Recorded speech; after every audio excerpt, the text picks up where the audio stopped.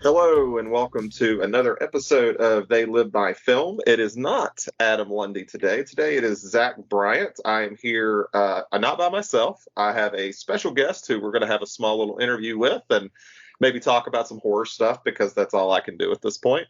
So without further ado, here is Krit. Krit, how are you doing today? Yeah, no, I'm good. Busy week. A lot of writing, a lot of editing. But other than that, I'm feeling pretty good. Not had time to think really, other until now, other than now. So yeah, good, I Well, think. just to give a little introduction to who Crit is, as many of you know, we have moved over to try to start doing YouTube as well. And I thought it would be great to talk about an up and comer. Crit here just passed 600 subscribers, which I'm sure you're ecstatic about. I think you very much deserve it. Great channel. If you want to give like a little introduction to where people can find that channel, just to give a little context, that'd be great. Yeah. As Zach just said, I run a YouTube channel. It's called Krit Productions. I assume it will be in a description somewhere. Um, it's great. It's on YouTube.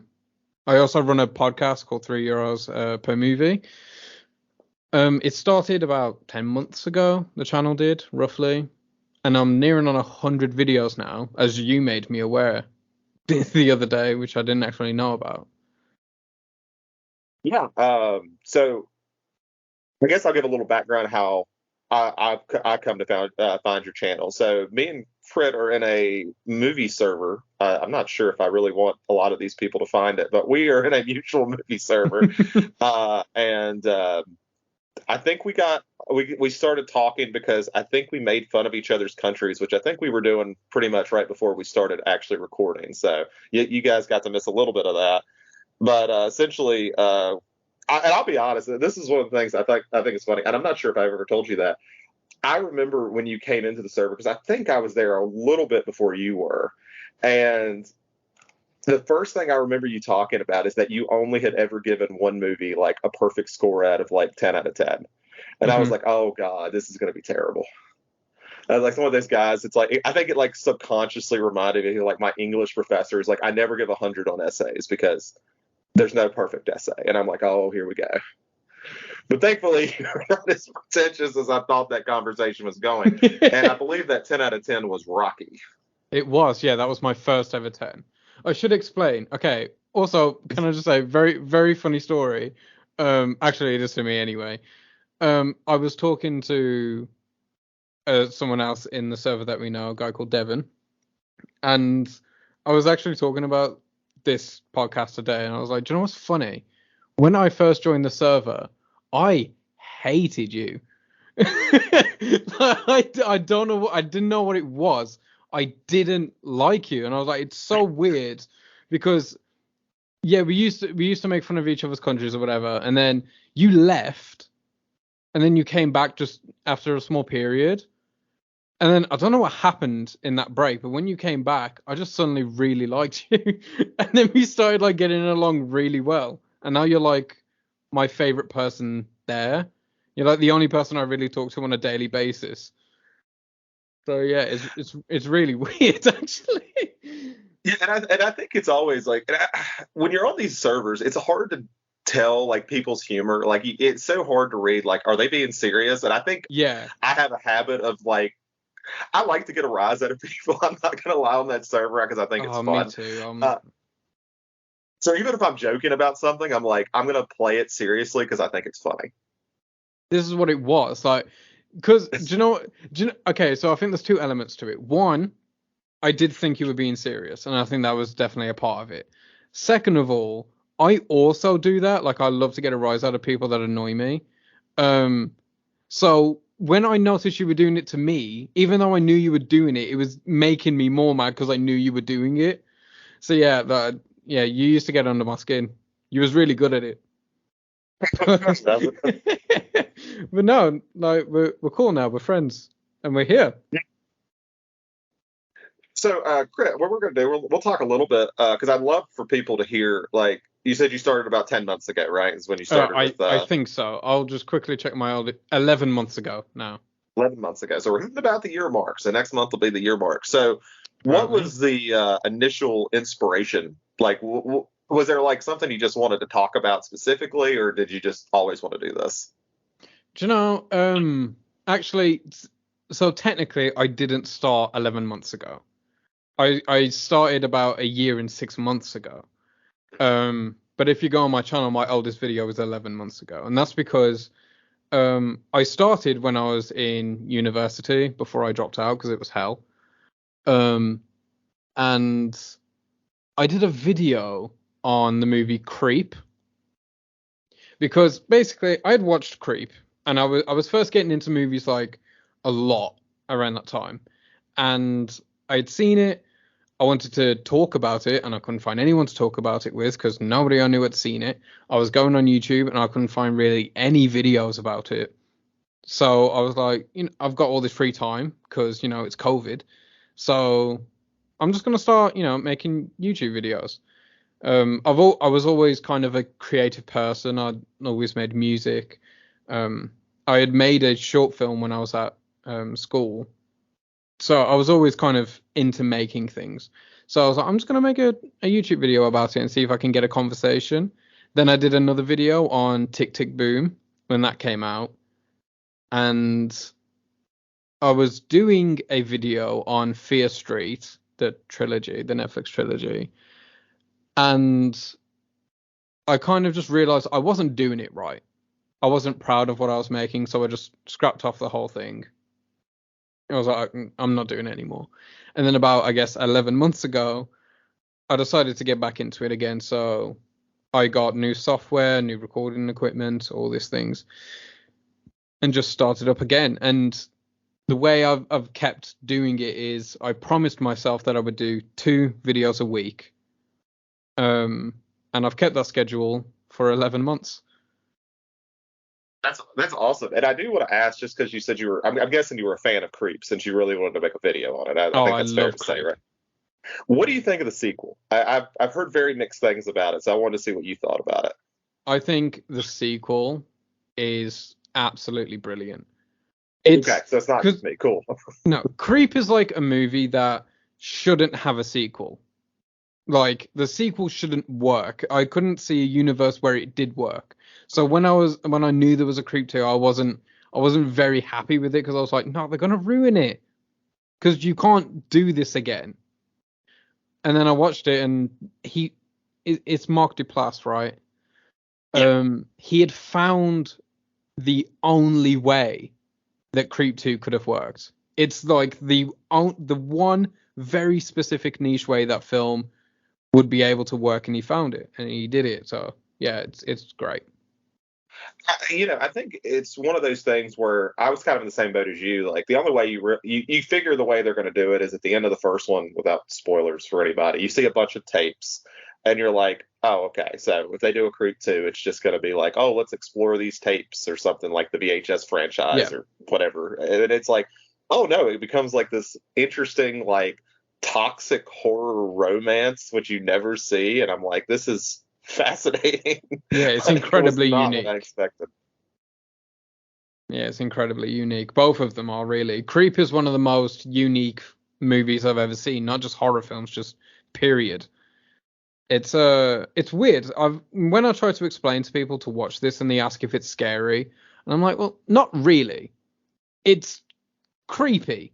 Like it's the only way to explain it. There's just a sense of unease the entire movie that I have never experienced in any other movie ever. They master the feeling of unease. And and that's always a weird conversation for me because I know you watch horrors about as much as I do, and it's all that is a question I get too. Is like, well, is it scary? I was like, I mean, I don't know. It's hard to like predict what's going to scare people, but at the same time, it's like, does it need to be? Like, I'm sure that's Yeah, nice, but does it need to be scary? absolutely. Yeah. But so you did the video on Creep, and from what I remember, you haven't done a video on Creep 2, right? Or unless I missed it. Well, no. So I ended up deleting the creep video, the Tick Tick Boom video, when I decided to redo the channel. Mhm. So my first video is actually a movie diary. But I do want to do a video on Creep 1 and 2. But because I had already done them at one point, and I believe I did them kind of awfully. Well, the first one anyway. I wanna make sure it's right this time. So I'm very much waiting to do that. Okay. And then you kind of mentioned before a little bit about you do 2 videos a week, and you've kept up with that for going on a year now. This is a lot of personal curiosity for me because I have struggled to make videos simply because I can't keep to a schedule to save my life. So what difficulties do you have like trying to keep to that schedule? Like how do you I don't want to say force yourself to have inspiration, but how do you like kind of come to what you want to talk about? It's very lucky for me, because I just like talking about movies. It's kind of my favorite thing to do. So I am never at a shortage of a film I want to talk about, or a franchise I want to talk about, or an idea that I want to talk about. Because, I don't just talk about a movie, I I mean my top video ever, my most viewed video has like 8.7 thousand views or something. And it's called the Film Bro Effect, and it's literally just talking about the idea of film bros and where they come from, or what kind of movies inspire that breed of person. Um, I also, I've talked about the Oscars or different kind of genres of film like cult classics and what makes them a cult classic and stuff like that. So I've never had a shortage of something to talk about.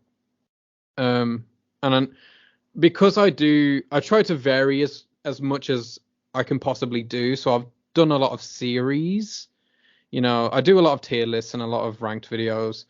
Um, but I also do stuff like the best year in film, where I just, I go through suggestions about what is the best year in film, and then in that kind of bunch, I'll pick one out, and I'll just go through that year and see, if it is the best year in film. Um, and generally in that series, I don't ever actually come to a conclusion. I just say that it might be, because I don't believe there is one best year in film. But my actual plan for that series is eventually, when I've done loads of them, I'm going to do a tier list of the best years in film, and maybe actually determine what the best year is. So do you currently, you don't have to because you're going to do a video. Do you currently have one you think is the best year by any chance, or are you still kind of figuring that out yourself? Well, I've done 3 videos on that series so far. I think the first one I did was 1999. Yes. The Popular next, answer for sure. yeah, the next one was 2006. Um, Which is the interesting one because I definitely, if I was like, because I assume you said people have told you this, right? Like what they believe is, and you kind of yes, explore that. So yes, I would have just naturally thought 2007 would have been the one that gets thrown up because I feel like yep. that's a pretty popular one. This was the thing. I was getting a lot of the same answers. I was getting 94 a lot. I think it's 1939. Um, either 39 or 36, one of those. That's really popular. I was getting a lot of the same kind of years. And then I randomly just got one comment that said 2006. And I was like, it's weird that I was getting all these comments and I got one person just riding for 2006. So I looked into it and I was like, do you know what? 2006 was a very, very good year. Um, so since I did a video on a very popular year like 99, I figured why not make a case for a year that isn't so popular like 2006. And then the most recent one that I did was 1976, which in my opinion so far is kind of the front runner. I know there's, see, I'm a big 70s guy, so I'm sitting here thinking, I was like, 76 has a lot, and I'm trying to sit here and remember which ones specifically came out. That's the Dirty Harry came out that year, right? I'm not insane. Hmm. And Yeah. then And then I'm blanking on what else has come out because I keep going to 78 and 74. Well, we But that's spoke when about all the it stuff. before, but Rocky came out in Rocky, yes, 76. Carrie, the Brian De Palma that's right. Carrie, Taxi Driver, Network, Assault on Precinct 13, Master of the Flying Guillotine, which I know we spoke about the other day. Yes, I need Um, to watch that. Mikey and Nikki came out that year. All the President's Men. Man, there Uh, really is a lot of good stuff in 76. yeah, there's some others that I'm kind of forgetting. I think the original Freaky Friday as well came out that year. Which I've never Um, seen. I'm it is kind of it's very attached to good. the Lindsay Lohan one. Oh yeah, me too, absolutely. But yeah, no, that original one is quite good. But yeah, there's really a lot of great films that came out in '76. But obviously Rocky came out that year, so I just felt I had to because that's such a big part of my canon.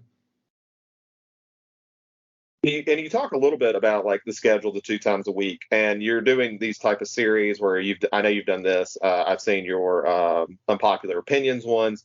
Do you Hmm. know when you're going to be doing these, or just whenever the inspiration hits you to revisit it? Yeah, just kind of when I feel like it. Because the problem is I do 2 videos a week, and I know a lot of people that aren't making content don't think that's too much of a task. It really is. It's a lot. And because I do this many, I kind of forget how many, videos I've done. Like I'll randomly get someone that's like, "Oh, by the way, I watched your I don't know. I had one the other day. Was typecasting. There was like I watched your typecasting video and I really loved it. And I was like, I forgot I even did that. I don't even know what's in that video. I don't remember making it. I couldn't tell you whether it was good or not. Um, because once I put a video out, my immediate thought is, what am I doing next? What's the next video? Because I've got like 3 days until the next video's due out. Because I do every Thursday and Sunday, so it's roughly 3 days in between each. So I've got to be quick on it, and I'm going to make a decision very early on. What is it going to be about? And sometimes I know where I'm like, do you know what? I haven't done this kind of video in a while. Um, that was definitely the case with my last best year in film video. I was like, I hadn't done one in a very long time, so I was like, I'll do that. But normally it kind of just comes as it comes. I Uh, switch ideas a lot actually. That happens a how, lot where the day before I'm supposed to edit a video or watch a movie and I'm like, "Ah, I need to talk about that instead." so you have that's what I was going to ask. So you have kind of a very, it's not a rigid schedule by any sense. So like you don't, I mean, realistically, how far do you plan out in advance? I know you say you just mentioned it switches, but like, do you have do you know what you're going to be doing 2 weeks from now or have an idea, or is it just I what hits you haven't a that week? clue. I Okay. know what I'm doing for my next video, but the video after that I couldn't tell you. I'll figure that out on Sunday. It's awesome. I like that because that's kind of where I stress. And when I've made one video, and of course I have YouTube videos from years ago that I pray no one ever finds. Um, if you want to hear like some, how old was I then? 2010. I would have been 16. If you want to hear a 16-year-old like try to give it a terrible analysis of Lost, good luck finding it, but go for it. But the part I struggle with, the one I did is I have these ideas and I just never know how to commit to them. Like, it's like I never can do a project that I feel like I could get done in a week. And I think that's always like, do you, generally how long, I guess that's a good way to lead up to about how long does it take you from beginning to the scripting process to the end to the upload? About how long does that take? it is different for every video. Generally, say say my video dropped on Sunday and my next one's coming out Thursday.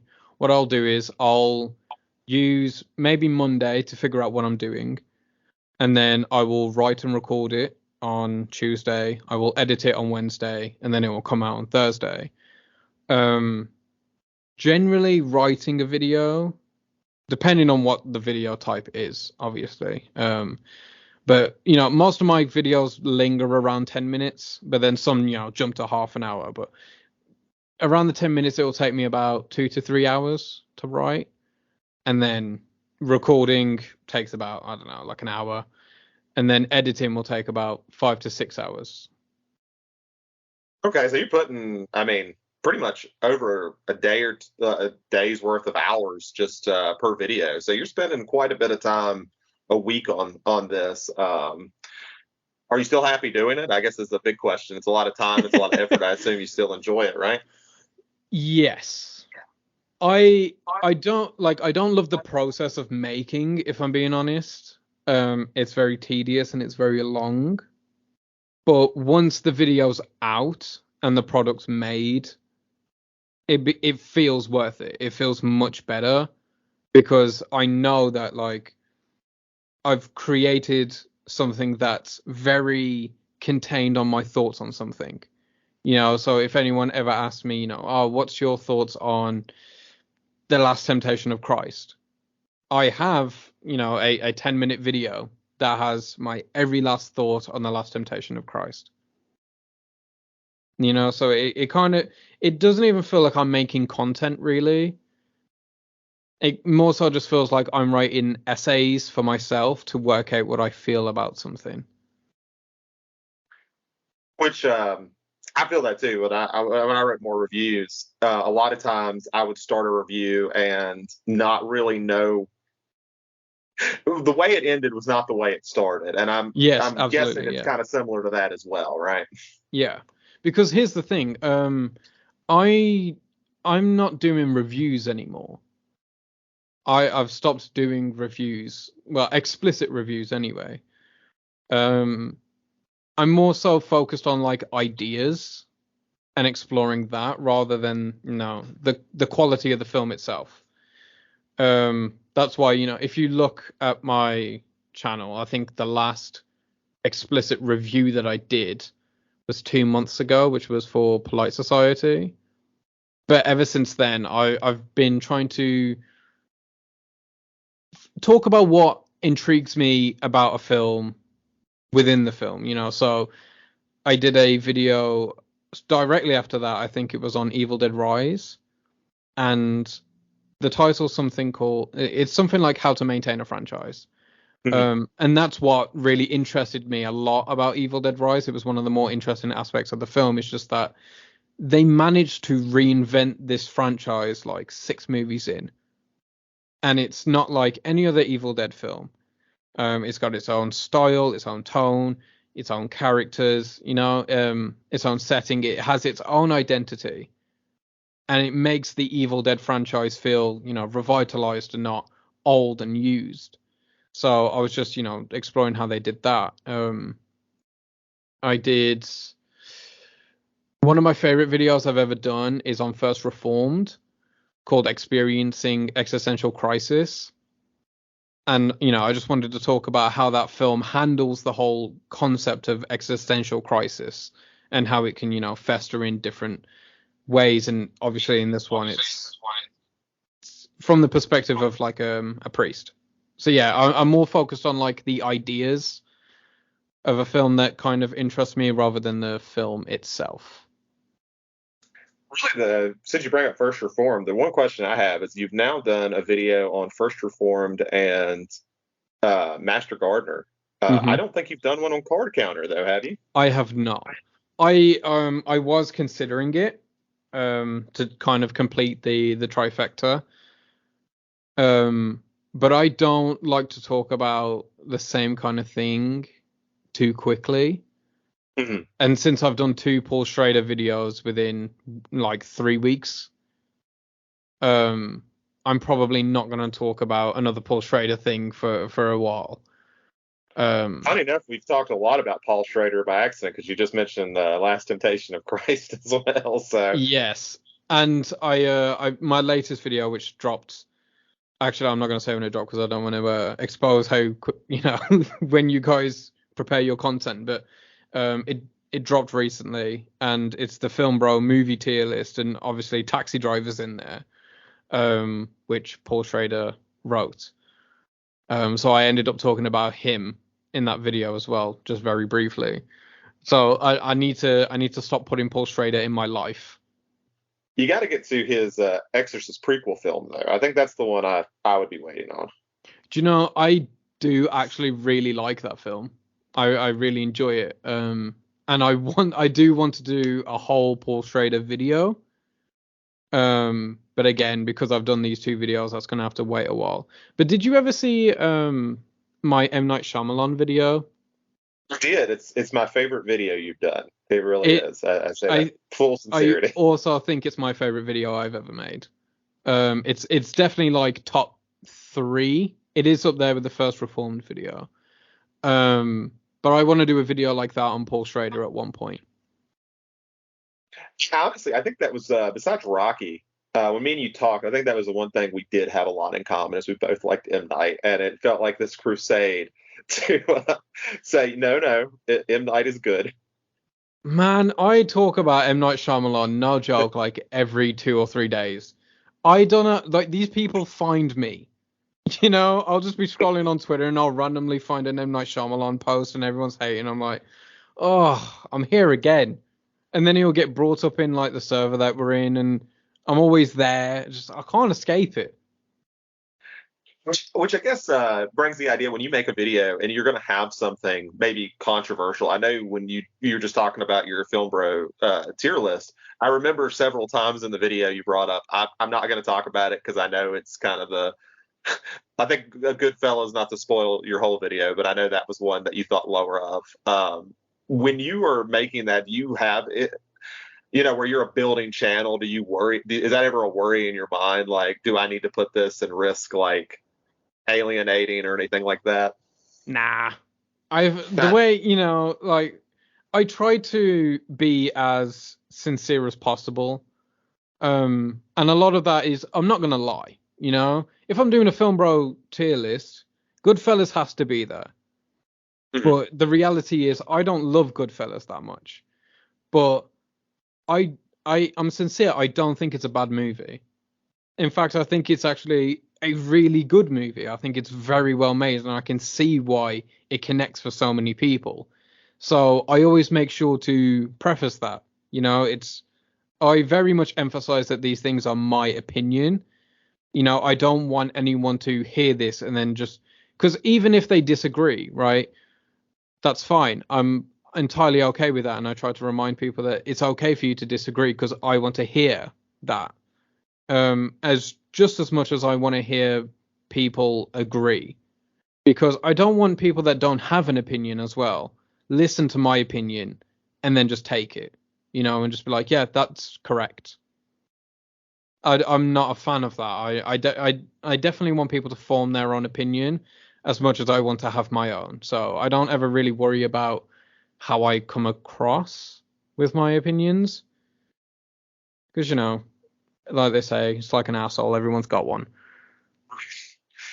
And that's something you see a lot on YouTube, and I'm sure you had quite a bit of inspiration, right, from different YouTubers and how they cultivate their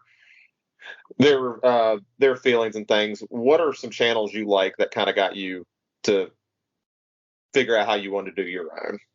What's actually quite funny is not really. I don't really watch Okay. film YouTubers. There's one.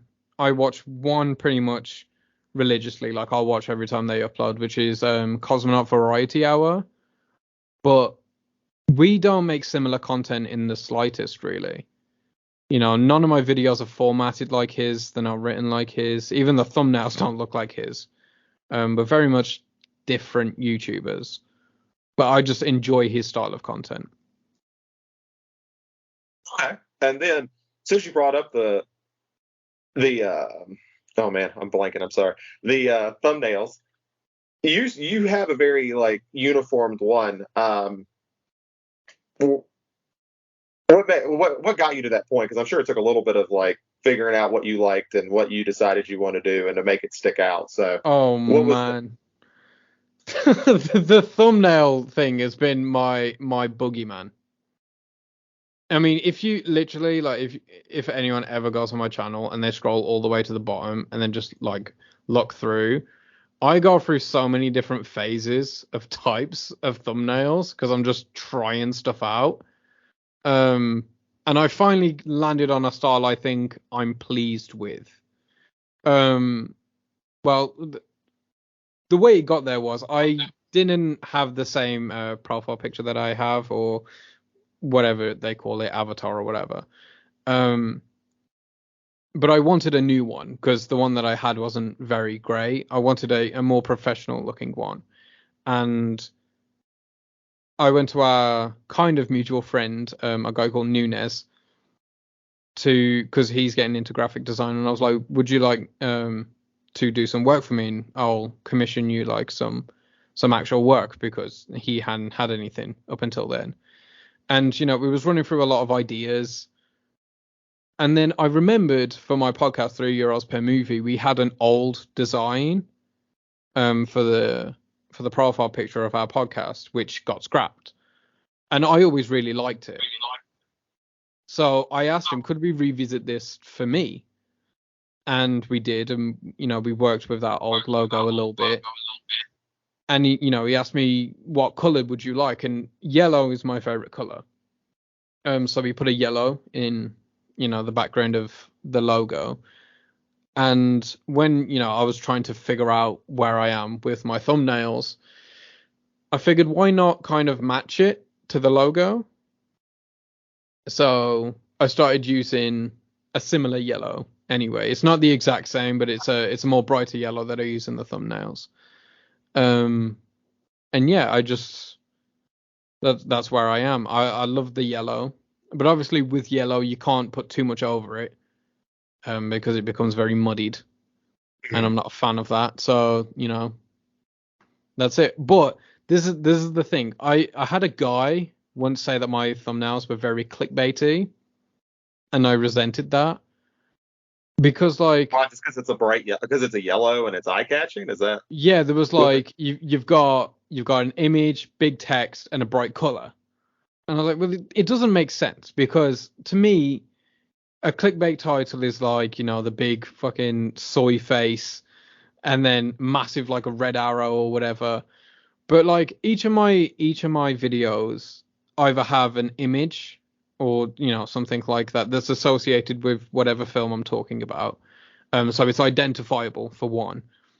And then the text is always related to the video. I'm not selling something that isn't there. Oftentimes it is just the title of the video. Whether it says Evil Dead Ranked, or moral debt, for the concept of moral debt for Master Gardener.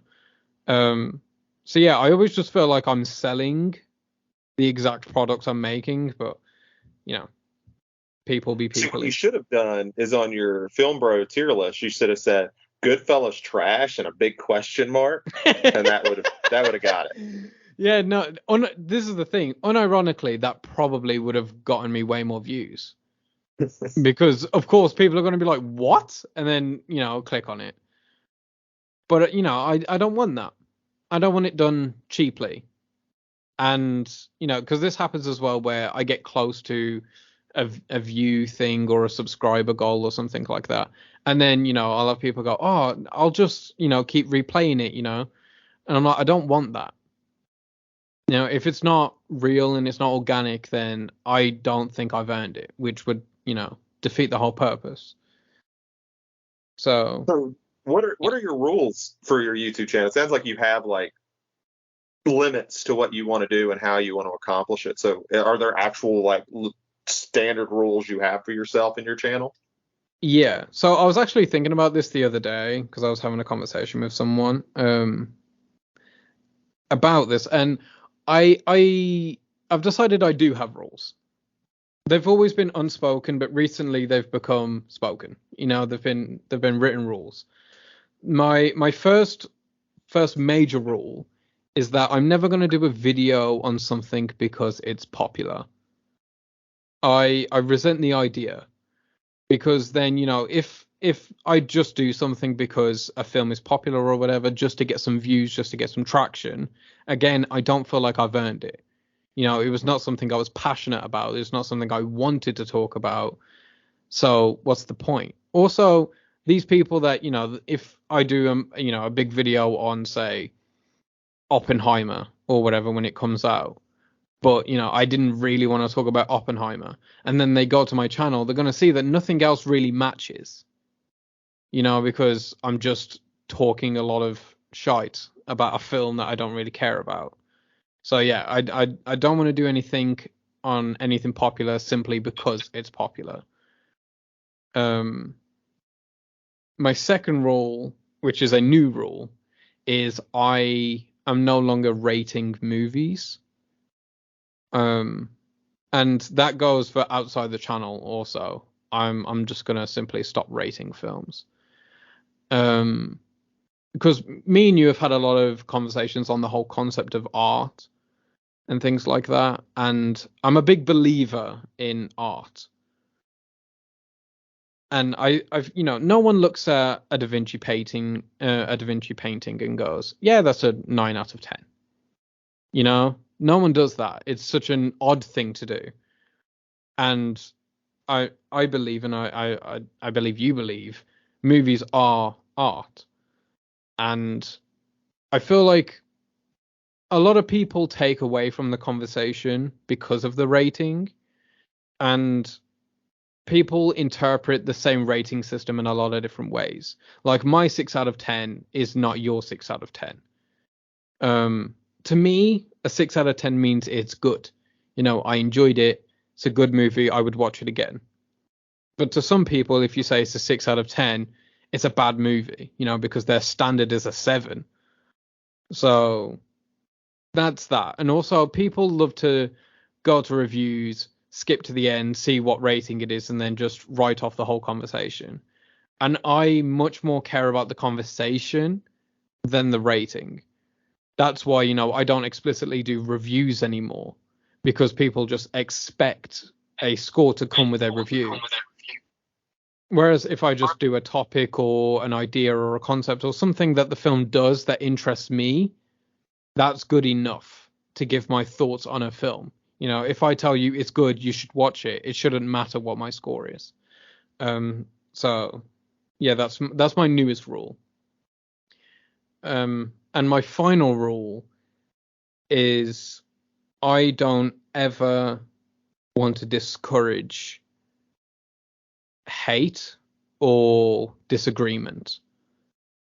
At the end of every video, I don't know if you noticed, but I sign off with the exact same thing, which is, have you seen blah, blah, blah? If so, let me know what you think about it. Let me know what you think of the video. I read every single comment and reply to as many as possible.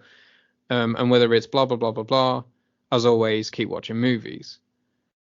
And I say that because I do actually care what people say. I care what people think. If they think my video is dog shit, I want them to tell me. And I would like to have a conversation about it. I don't just read every comment. I reply to every single comment.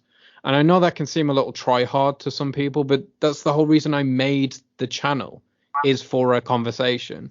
So I feel like it would be a bit silly if I didn't do that. So yeah, those are my 3 rules.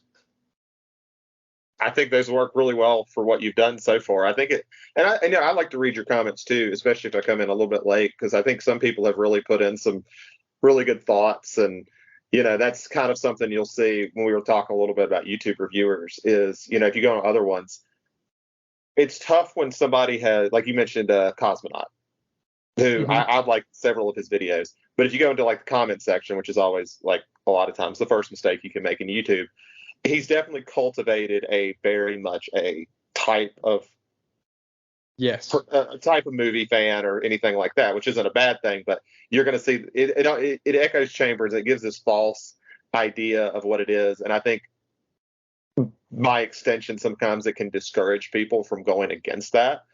So I think what I've liked about the comments I do see on yours, I think I saw some good ones. I think it was on your Master Gardener one. I thought was very, very good.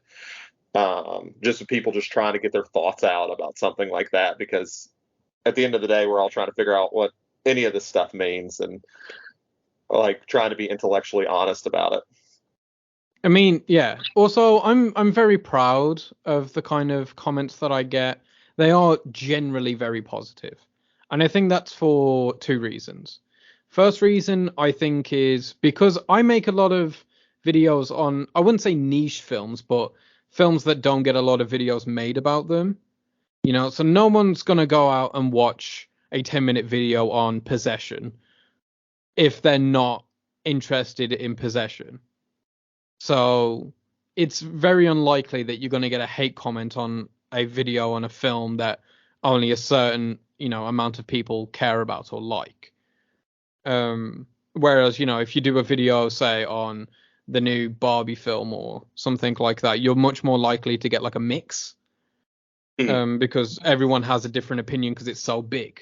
But no one's going to the video about First Reformed or The Last Temptation of Christ unless they like First Reformed or The Last Temptation of Christ.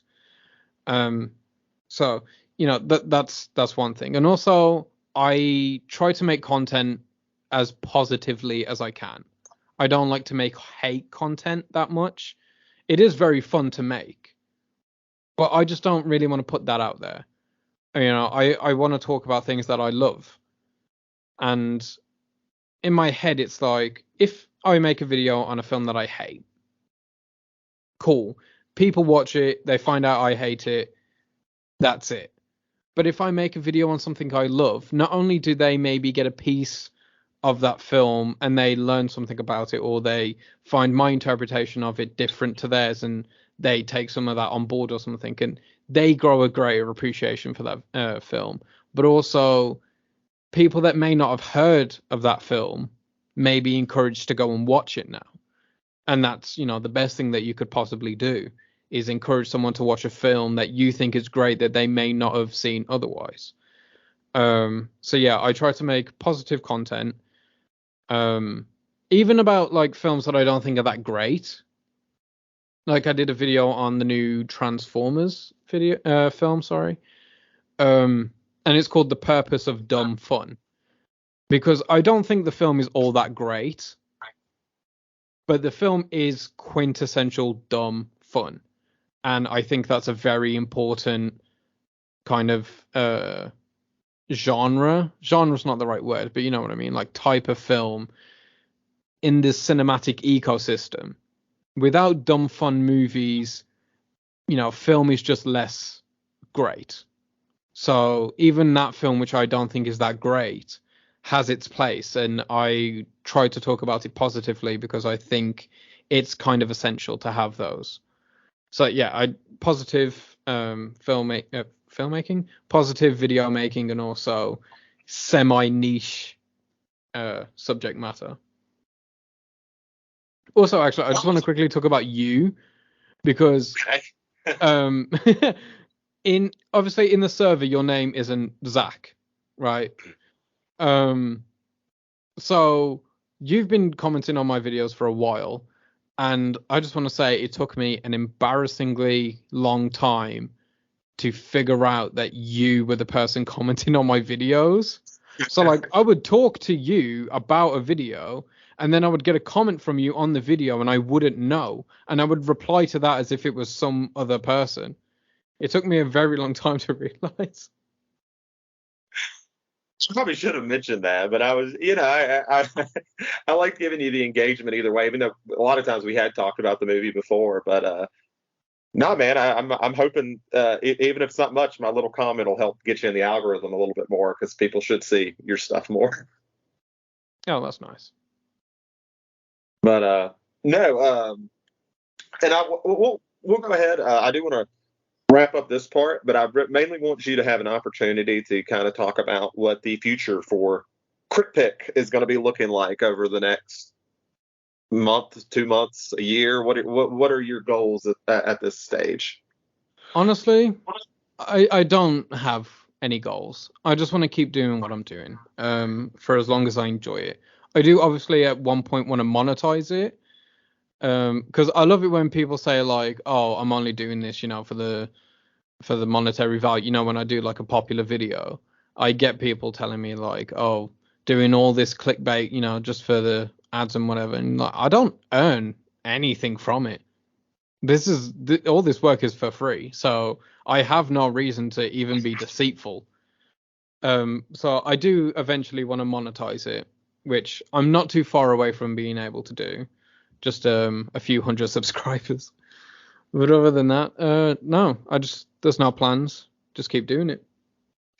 I really wish we had sponsors on this show because that's exactly where I would have put mine. Just put it right here. Like, no, we do it for the love of it, and then just bring in like Raid Shadow Legends. Sponsors are the ideal route. Okay, and now we're going to move on a little bit to something else. Before we get started, we're going to be talking a little bit about some slasher films, some modern ones. But I did want to bring in Krit to one of the things we normally do, and I actually forgot to do it at the beginning.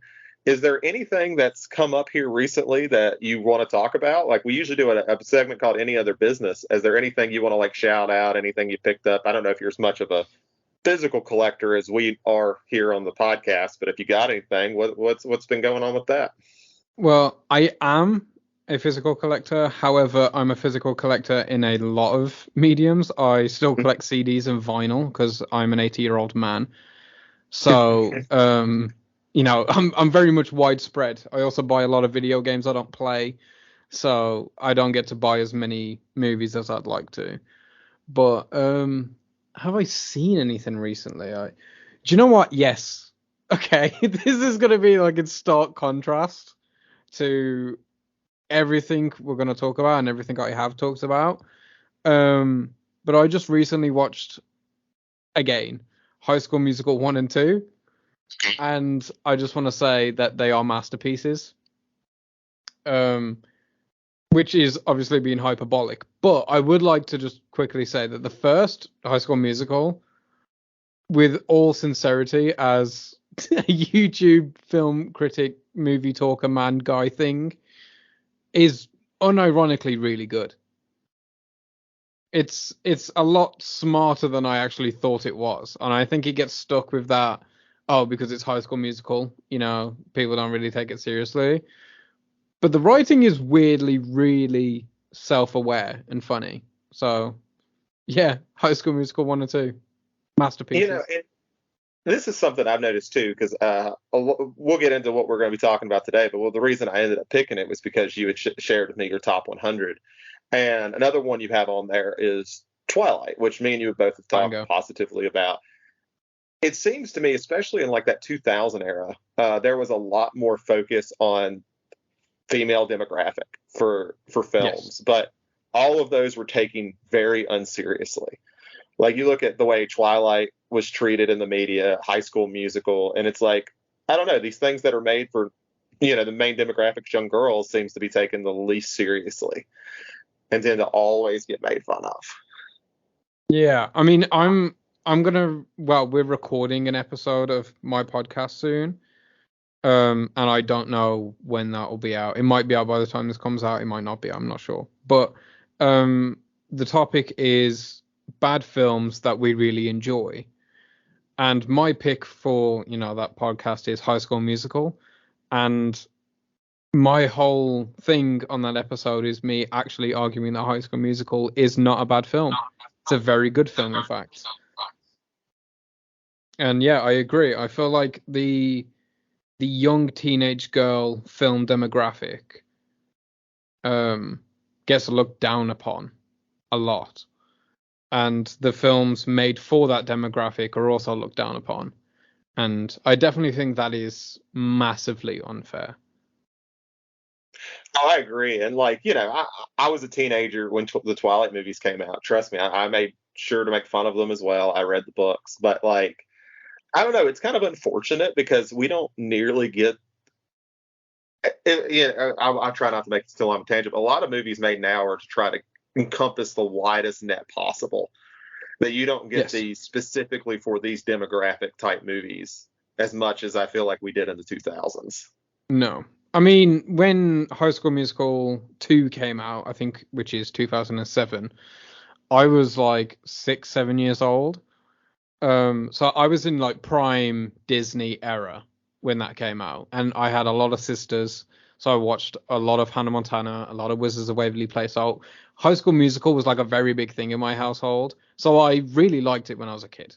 And then I became a teenage boy, and I was like, ugh, High School Musical, ugh. And then, I revisited it when I was like 20. I was like, oh, this is good. It's shitty, but I like it. And, I revisited it again and I'm like, actually, it's not shitty. It is actually just good. There's a whole song in that film called Status Quo. I was watching these films with my girlfriend and I had tears in my eyes of genuine laughter because it's so fucking funny. Like it's beautiful. Like the whole idea is that you're only allowed one thing. Troy Bolton is the basketball guy. He can't sing as well. That's outrageous. You can't do that. And this whole song is about like these people that are known for one thing and they want to do this other thing, and everyone's freaking out because they want to do like another thing. And there's another basketball guy called Zeke, and he just wants to like bake. And all he talks about pretty much the entire film is making like creme brulee and stuff like that, and he just keeps getting shut down. It's one of the funniest running jokes in cinema. I fucking love it. So everyone, please, I'm going to watch High School Musical 1 and 2 again. I have not seen them since, I guess, 2007 when they came out. Make sure to check out his podcast, which I will link below, because that episode might drop by the time this one does. So it might. And my co-host, George, or as we know him as Zeit, he's he's a very particular person. He loves art house movies and stupid movies. So he's not going to love High School Musical, and I find it very funny that I'm even making him watch it. But he's gonna hate it. Oh, that's gonna be great. Yeah. I figured everybody had seen it, but I don't know. Maybe it's not as popular and not anymore. Europe. No. But that's great. So yes, please check out that episode when it drops. And if it drops before this one does, I'll make sure to link that specific episode since we talked about it. But really what I want to know is what we're here for. One of the reasons we're here for is to talk about some slasher movies. Yep. Because you had 3 of some very recent ones in your top 100, which was X, Pearl, and Bodies, Bodies, Bodies. And I figured we could just sit around and talk about some A24 slashers. But the one you hadn't seen, which maybe isn't a slasher, I consider it in that, is Green Room from Jeremy Saulnier from 2015. I saw you watch that this morning, so please tell me what you think about it. Yeah, I literally just finished it about like 2-3 hours ago. It's good. It is good. Okay. But I don't think it's on the level of the other 3. I would say it's a slasher, by the way. I'm definitely on board with that label. I think it's a good, tight little slasher film. It's weird because I put it on and I was watching it I was supposed to watch it yesterday. So yeah, I put it on, and maybe for the first half an hour or so, I kind of forgot it was a slasher film. Like it takes a very long time to get there. And it's good. I don't think I have many crazy thoughts about it. It doesn't surprise me that A24 never really delved back into that genre for a few years. Because I don't imagine this film was that successful at the time. Yeah, this was like right around The Witch and stuff, so they were still kind of developing that brand. Yeah, I think it was 2015 this film came out. And this, of course, was one of the last films with Anton Yelchin before he passed. Yes, which is very sad. When I put it on and I noticed, that did kind of dishearten me a little bit.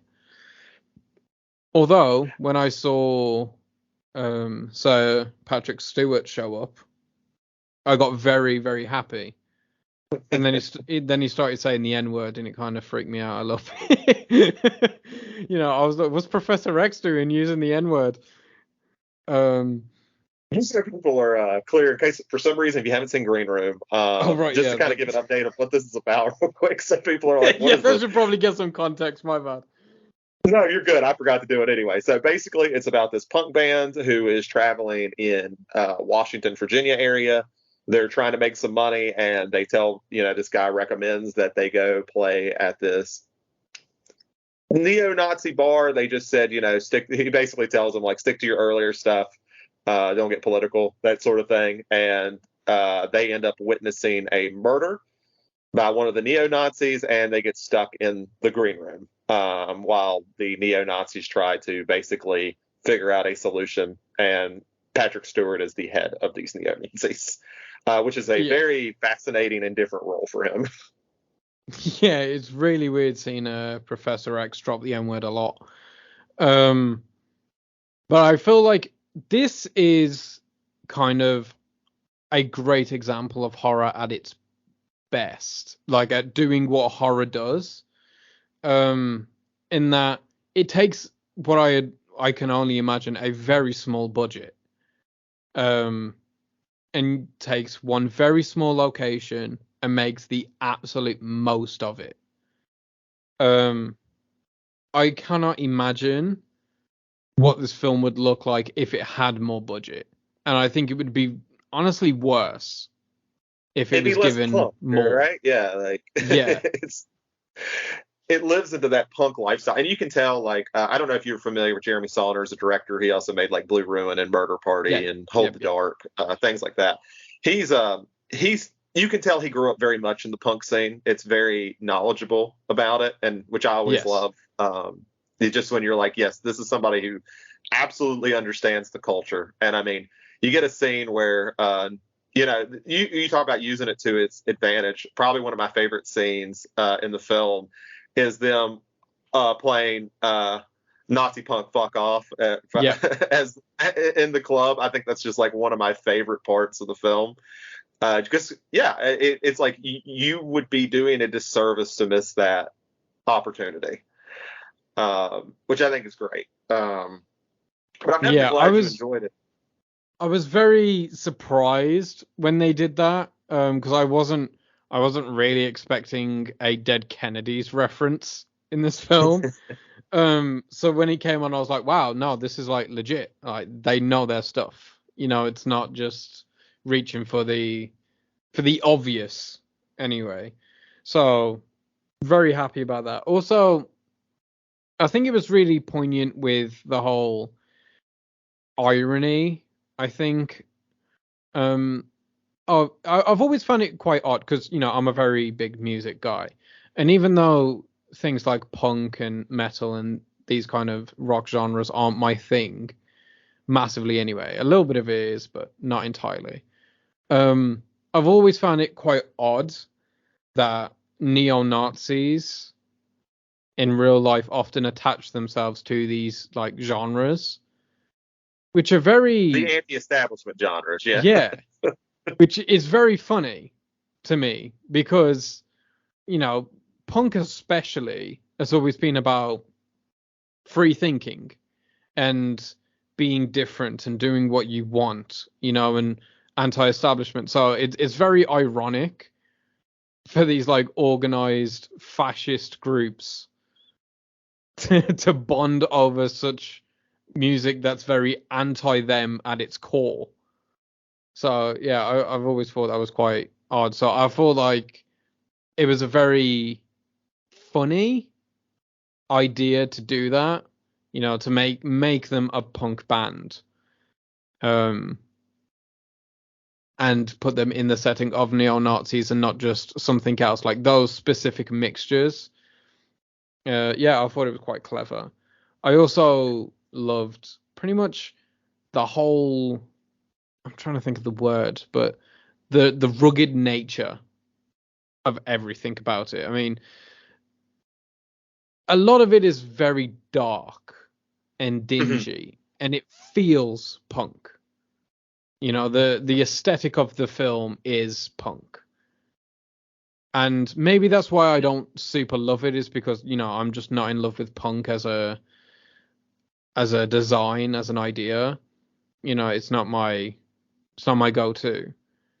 But I think for what it is achieving, what it's going for, it does it incredibly well. Yeah, and I think it's one of those things. I've seen it in films too. Like we were talking about Master Gardener earlier. I use it earlier. I don't care a thing about gardening, but when you set it up right, you make me care about it. And I feel like Yes. Green Room does that very well. Like, look, you may not know a thing about punk, but you'll know a little bit by the time this is over, Yeah. or you'll at least understand it. I think it is very good at that as well. And I think it kind of gives punk in a way a good name. Because obviously, you know, neo-Nazis and stuff associate themselves with these genres, that these genres then get a stigma attached to them, which isn't fair. So I feel like it gives punk a good name in the way that from the get-go, the band is very much not on board with the ideas of these people, and then, you know, they go out there and they sing a very classic song that's very anti these people. So yeah, it is great. It is definitely great. I mean, even down to the small detail of the red laces on the Doc Martens. Yes, very Um, much so. it's like history, you know, like it feels like it cares, and I like it when a film does that.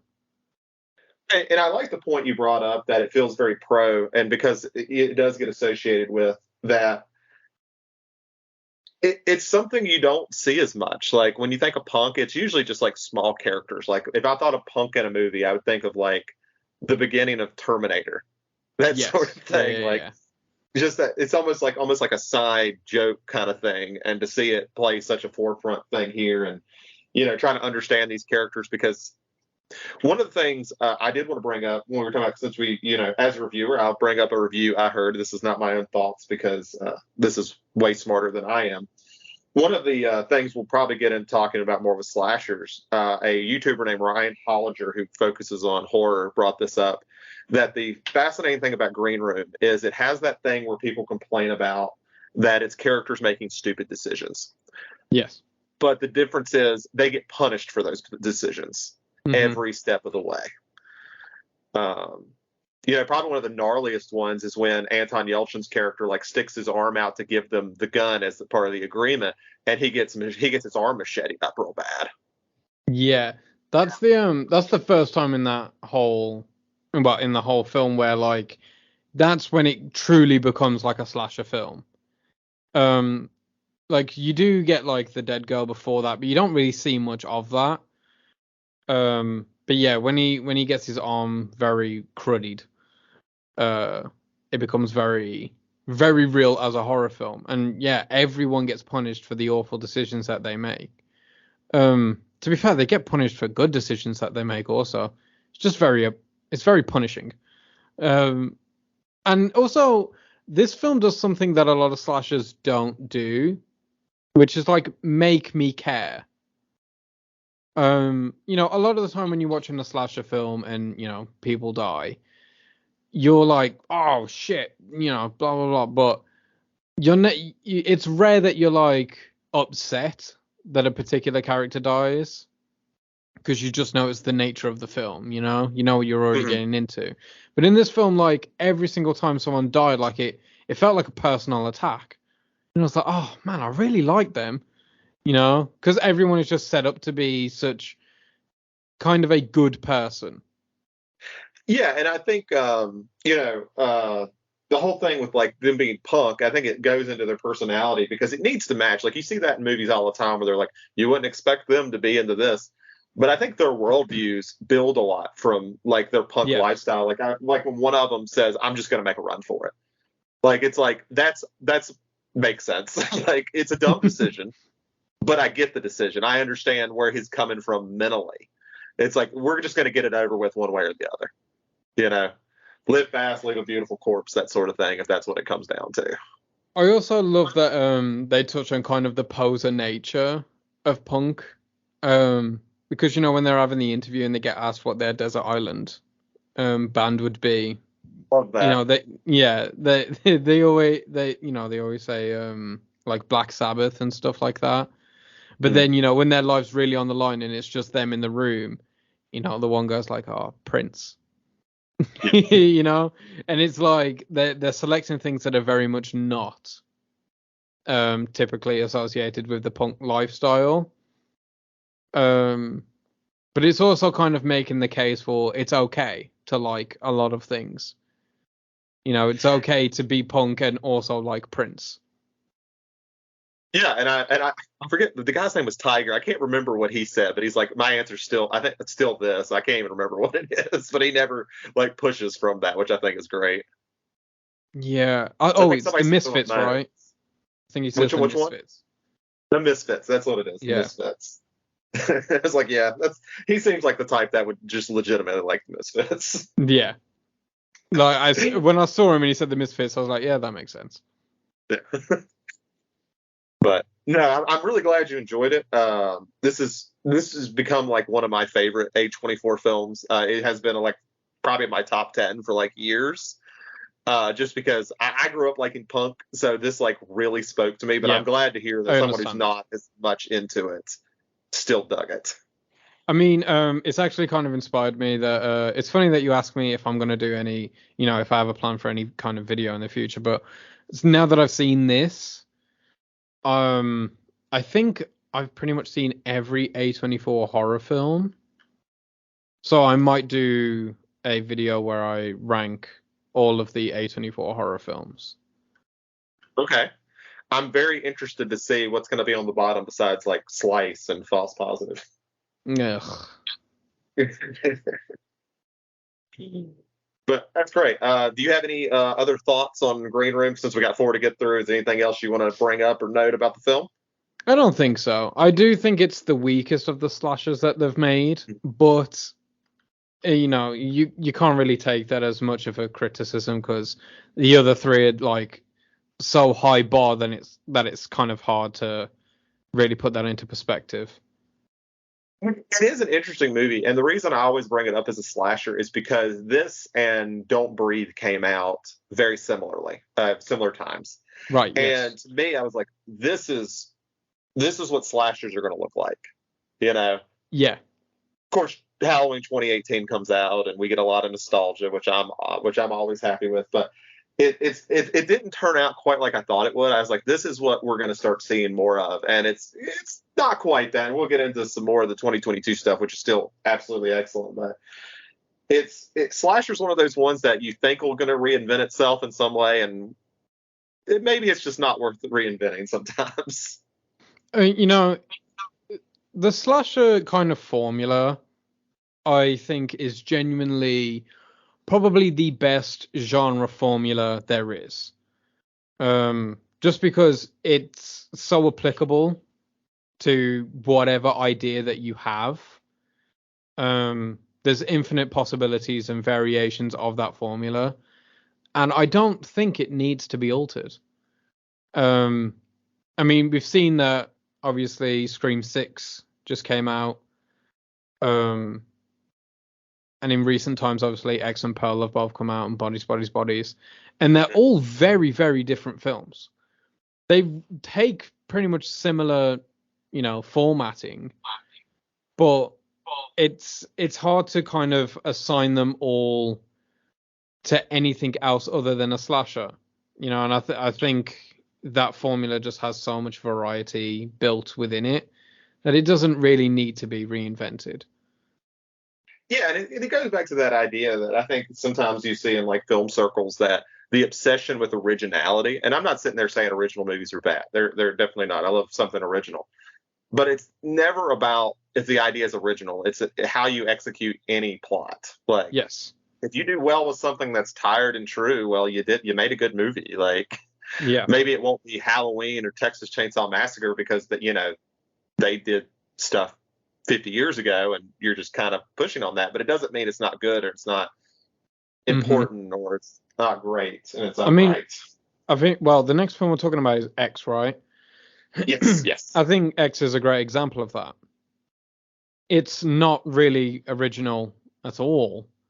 It's very heavily inspired by pretty much every slasher film before it, especially Texas Chainsaw Massacre, Hmm. and it's excellent.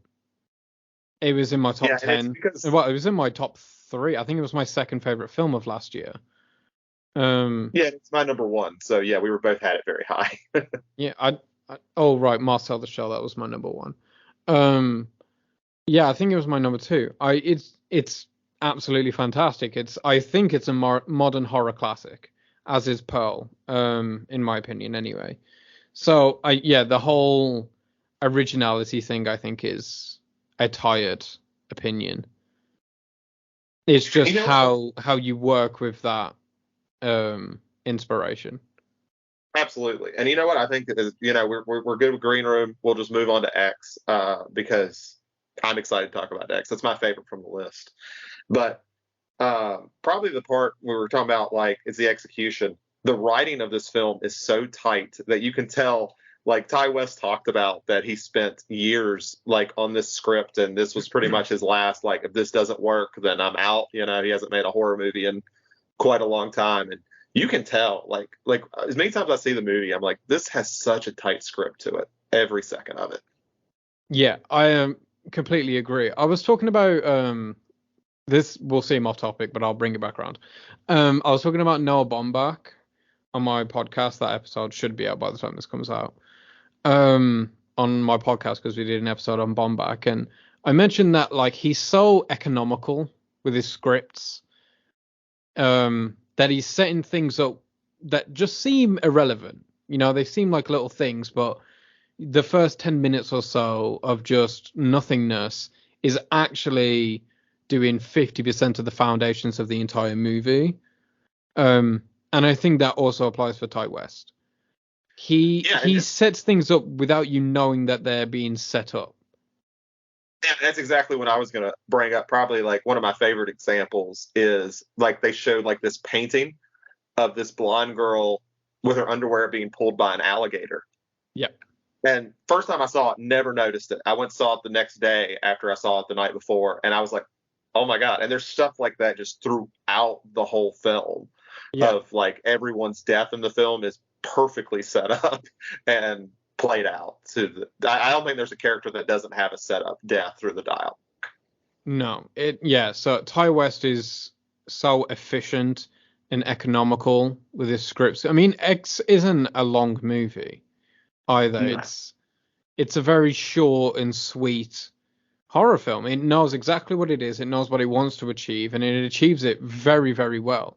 I mean, even for the budget that it has, which isn't, a phenomenal budget or anything, it works with it extremely well. You wouldn't really be able to tell that it had a skin of the teeth budget, especially with the makeup, especially for Pearl as well. It took me maybe 3 watches to realize that Pearl was also Mia Goth.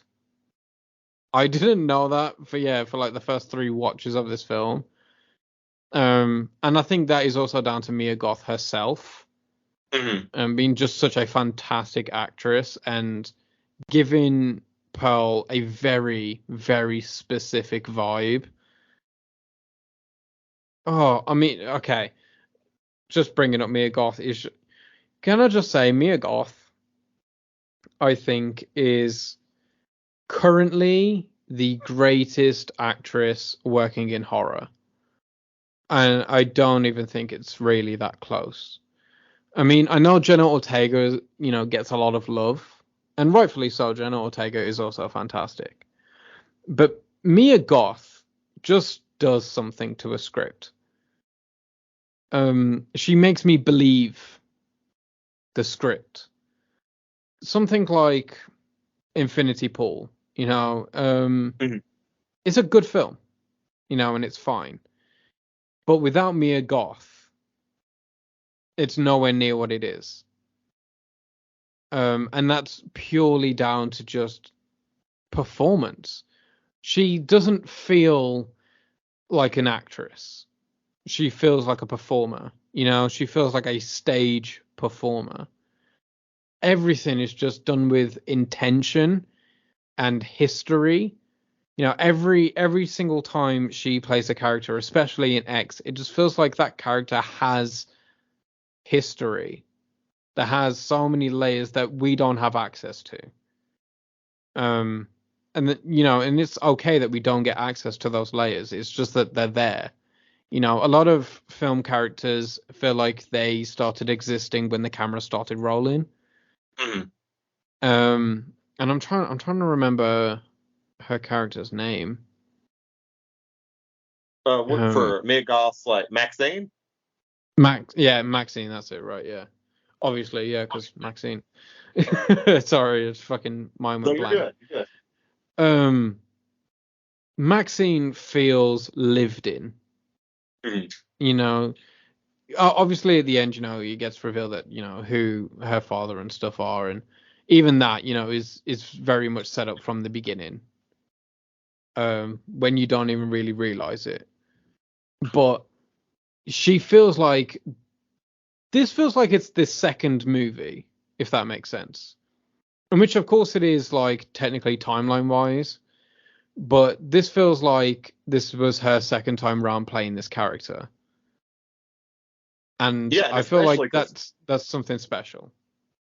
yeah, and I mean, you look at like the history of Pearl. Like, I'm sure we'll talk about that soon here near the end. But like, you know, it's not like Pearl was an idea that was actually going to get made. So Yeah. when they make X, they're like, she still has to put all that history because at the time there is no Pearl script, not really.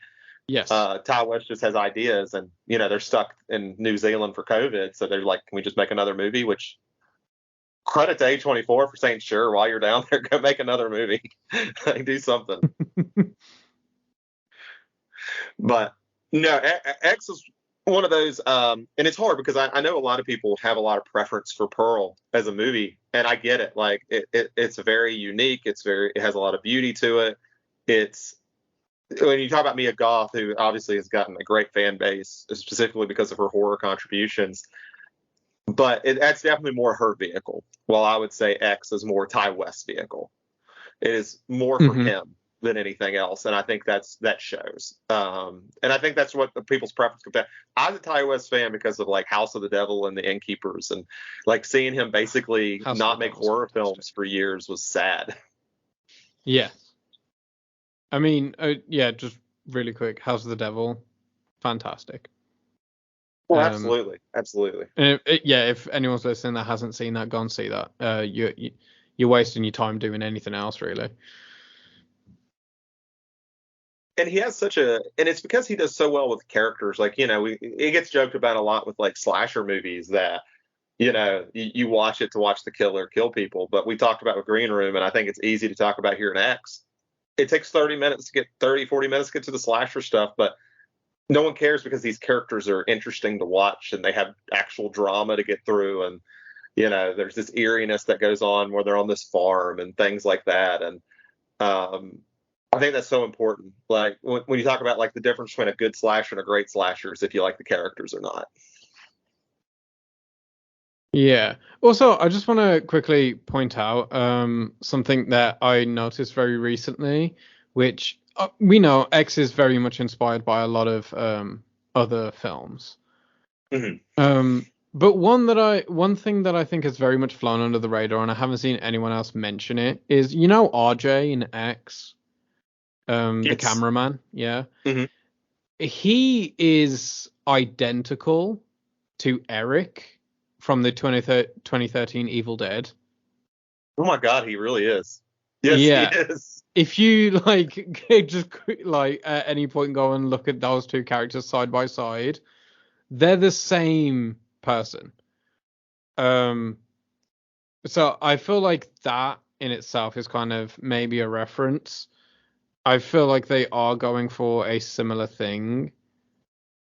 But yeah, it's just kind of an uncanny uh relation that I found anyway.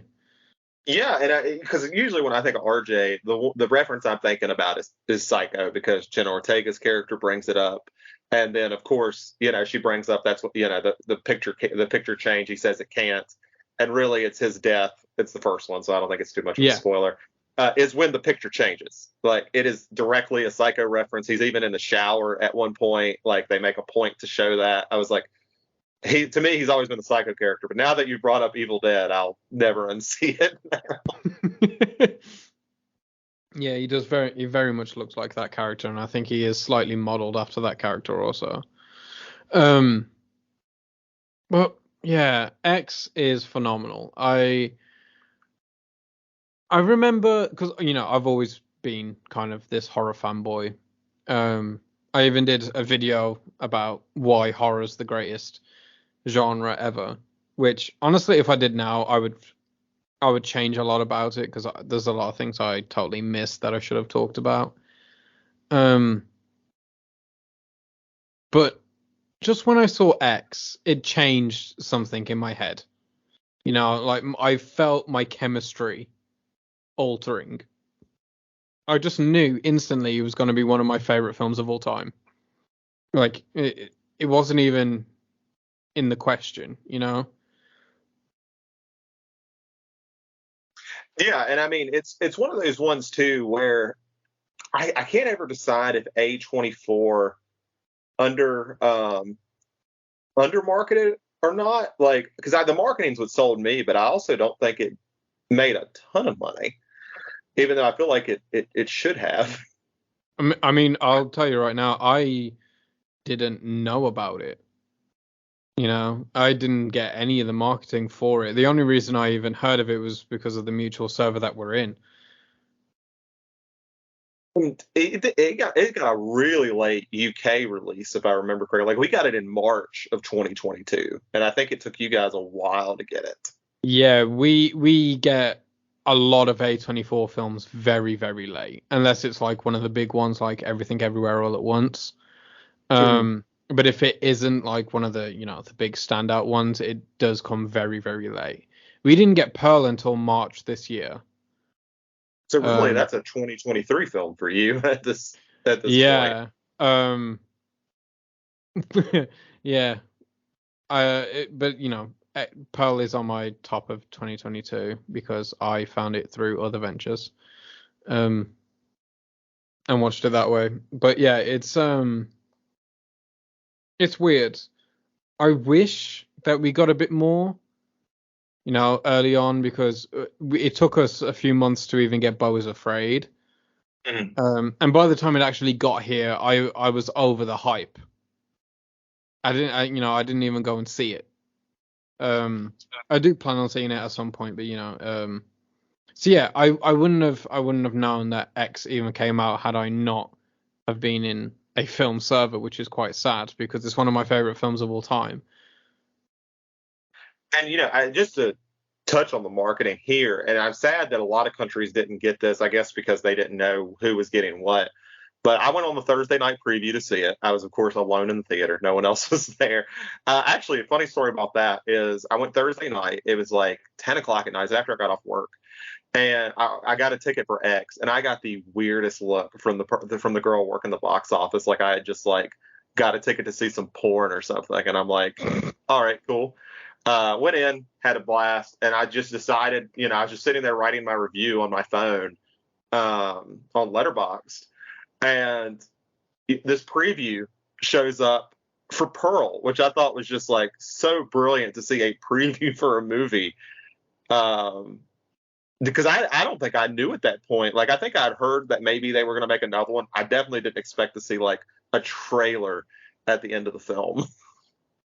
Yeah, I do think the turnaround on Pearl is kind of fucking insane. How quickly they got that made after the success of X. Because we know that there was the ideas floating around and stuff, but they still had to write the script. I mean, Mia Goth helped write that film, if I'm not mistaken, right? She did, yes, she has a writing credit. Um, they still had to write it, and they still had to go and shoot it, and they still had to release it, and it's only a few months apart, like the releases of the films. That's insane to me, Yeah, especially especially for a for as movie. well as it turned out. Oh, absolutely. Like when people tell me they prefer Pearl, as much as I'll joke about it, and I don't like agree, I get it. And honestly, it's an accomplishment. Like that movie turned out as well as it did. This is the thing. I actually go back and forth on which one I like more. On every viewing, I'll change my mind because I love Pearl for aesthetic reasons. You know, I think the aesthetic of the film, the costuming, the makeup, the cinematography is much better than X. I think the filmmaking aspects are much better. Um, And maybe that's because Ty West was a bit more passionate about making that film, because that was kind of like the initial idea. And of course, I think Mia Goth gives the better performance in Pearl, especially like that 8-minute monologue that she does. I think it's probably the best piece of acting she's ever done, and the best piece of acting that anyone did last year. But I prefer X in the style of horror. I think it's a better horror film. I like its influences a lot. Um, I like how it kind of is a completely different genre to Pearl. Also, they're both horror, but they are very, very different films. Like it wouldn't shock you if each of them were made by a different person. Um, I love all the characters. I love the silliness of the 70s. The makeuping, I think it's very good. I mean, even though I say like the cinematography is much better in Pearl, that some of the cinematography in X is brilliant. Because Ty West is one of those people that just can't help but make a good movie. Yeah, and I mean, it's one of those things too where what I like that he knows how to balance this idea that yes, I want the 70s aesthetic, but I'm still making a modern movie. So like Yes. the one with the alligator in the lake, you wouldn't see that shot in the 70s because that would have been incredibly difficult to do. Mm-hmm. But there's so much other 70s stuff going on that it never feels out of place. Like at all. Like it's just like I'm gonna make my own iconography. Like I've paid my homage to Texas Chainsaw. Yes. This is mine. What I like as well most about both of because they're both kind of period pieces. That's the word I'm looking for. They're both period pieces for sure, but they don't feel explicitly about that. Like, yes, X is set in the 70s, but it doesn't feel like it's trying to strangle you with the 70s. You know what I mean? Because we live in a time right now where the 80s is everything. Everybody has an 80s movie. 80s aesthetic is absolutely everywhere. And, we can kind of probably blame Stranger Things for that. But everything that makes something set in the 80s roughly, recently is very much wrapped up in 80s aesthetic, and they constantly remind you.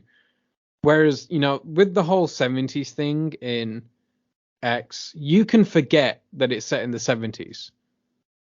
And then one little thing will remind you. Because for the most part, that's just the setting of the film. And it just helps for what the film wants to accomplish.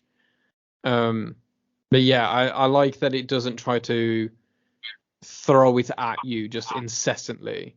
Same with Pearl in its time period. It just, it's very much just the backdrop, not the reason behind the film.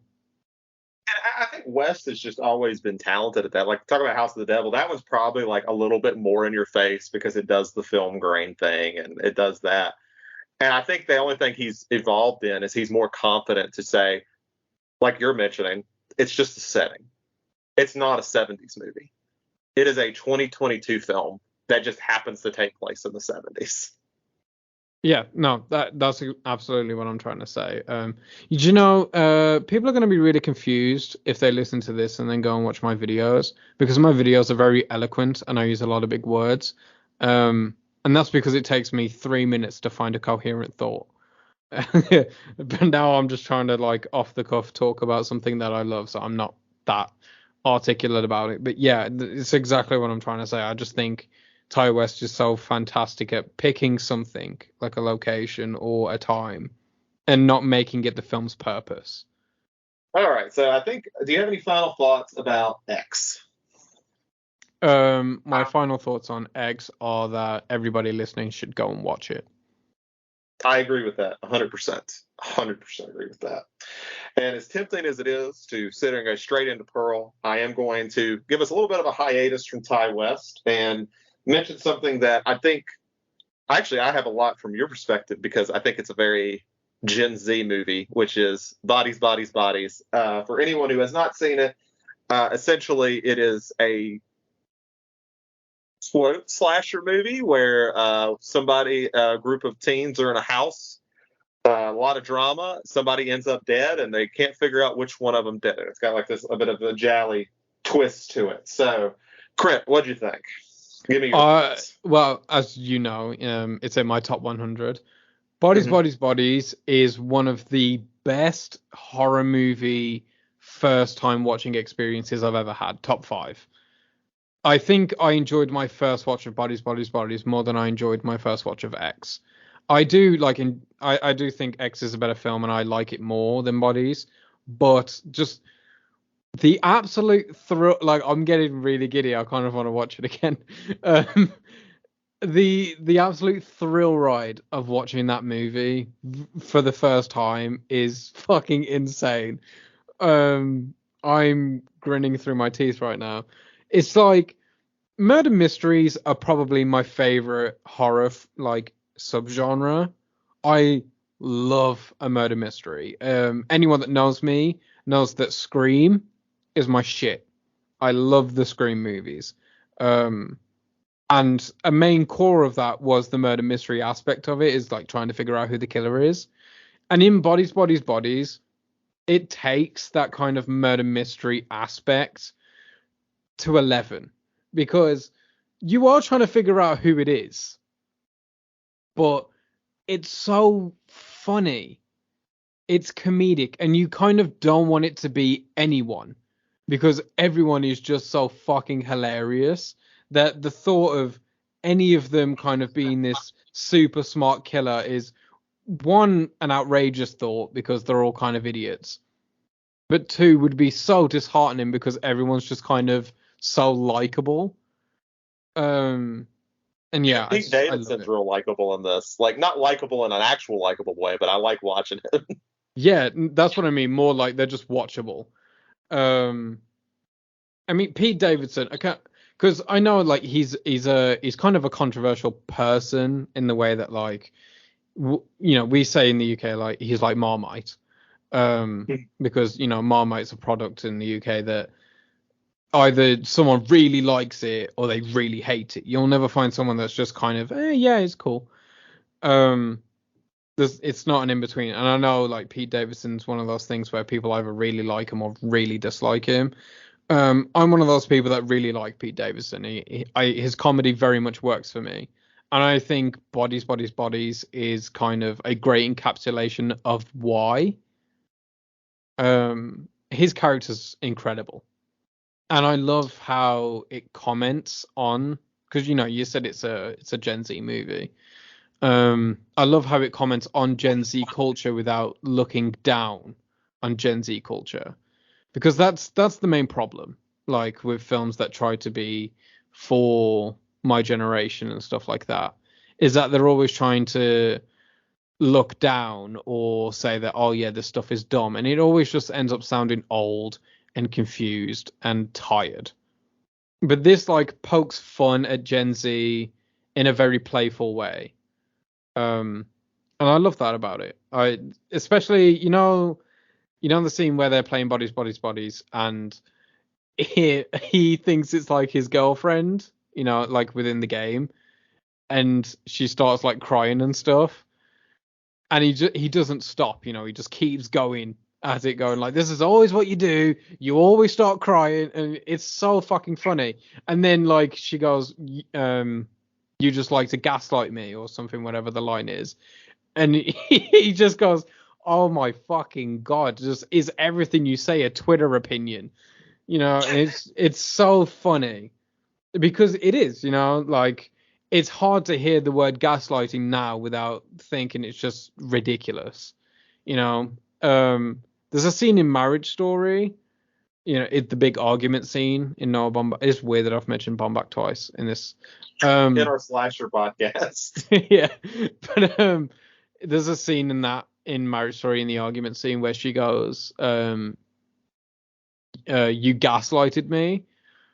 And it's just really hard to take seriously when she says it, because it is just such a Gen Z Twitter word now that it kind of lost all meaning. And I love that Bodies kind of just calls that out. So yeah, it's fantastic. What do you think? And the thing that just to catch up on that point about like using the term gaslight. One thing I find fascinating as a millennial, and so I could sound like real boomerist for a while. A lot of the slang is lost on me a lot of times. But one thing I find very fascinating about a lot of it's like you take the term gaslight. It's a reference to like an old 1940s movie. And then you take the word simp. That's a super old term. Like simp is really old. I was listening to a Tupac song today. On my, because I do a walk every morning to just stay kind of healthy and keep thoughts refreshed. And I was listening to a Tupac song this morning, and he said the word simp, and like I stopped walking for like 2 minutes. I just kind of stood there, like on the path, just trying to process what the fuck I just heard. It was like a song from 1996 said the word simp, and it like freaked me out. And I mean, it's older than that too, because that used to be like an old, like Southern term, like to call somebody who's simp or anything like that, because it's short for I think simpleton.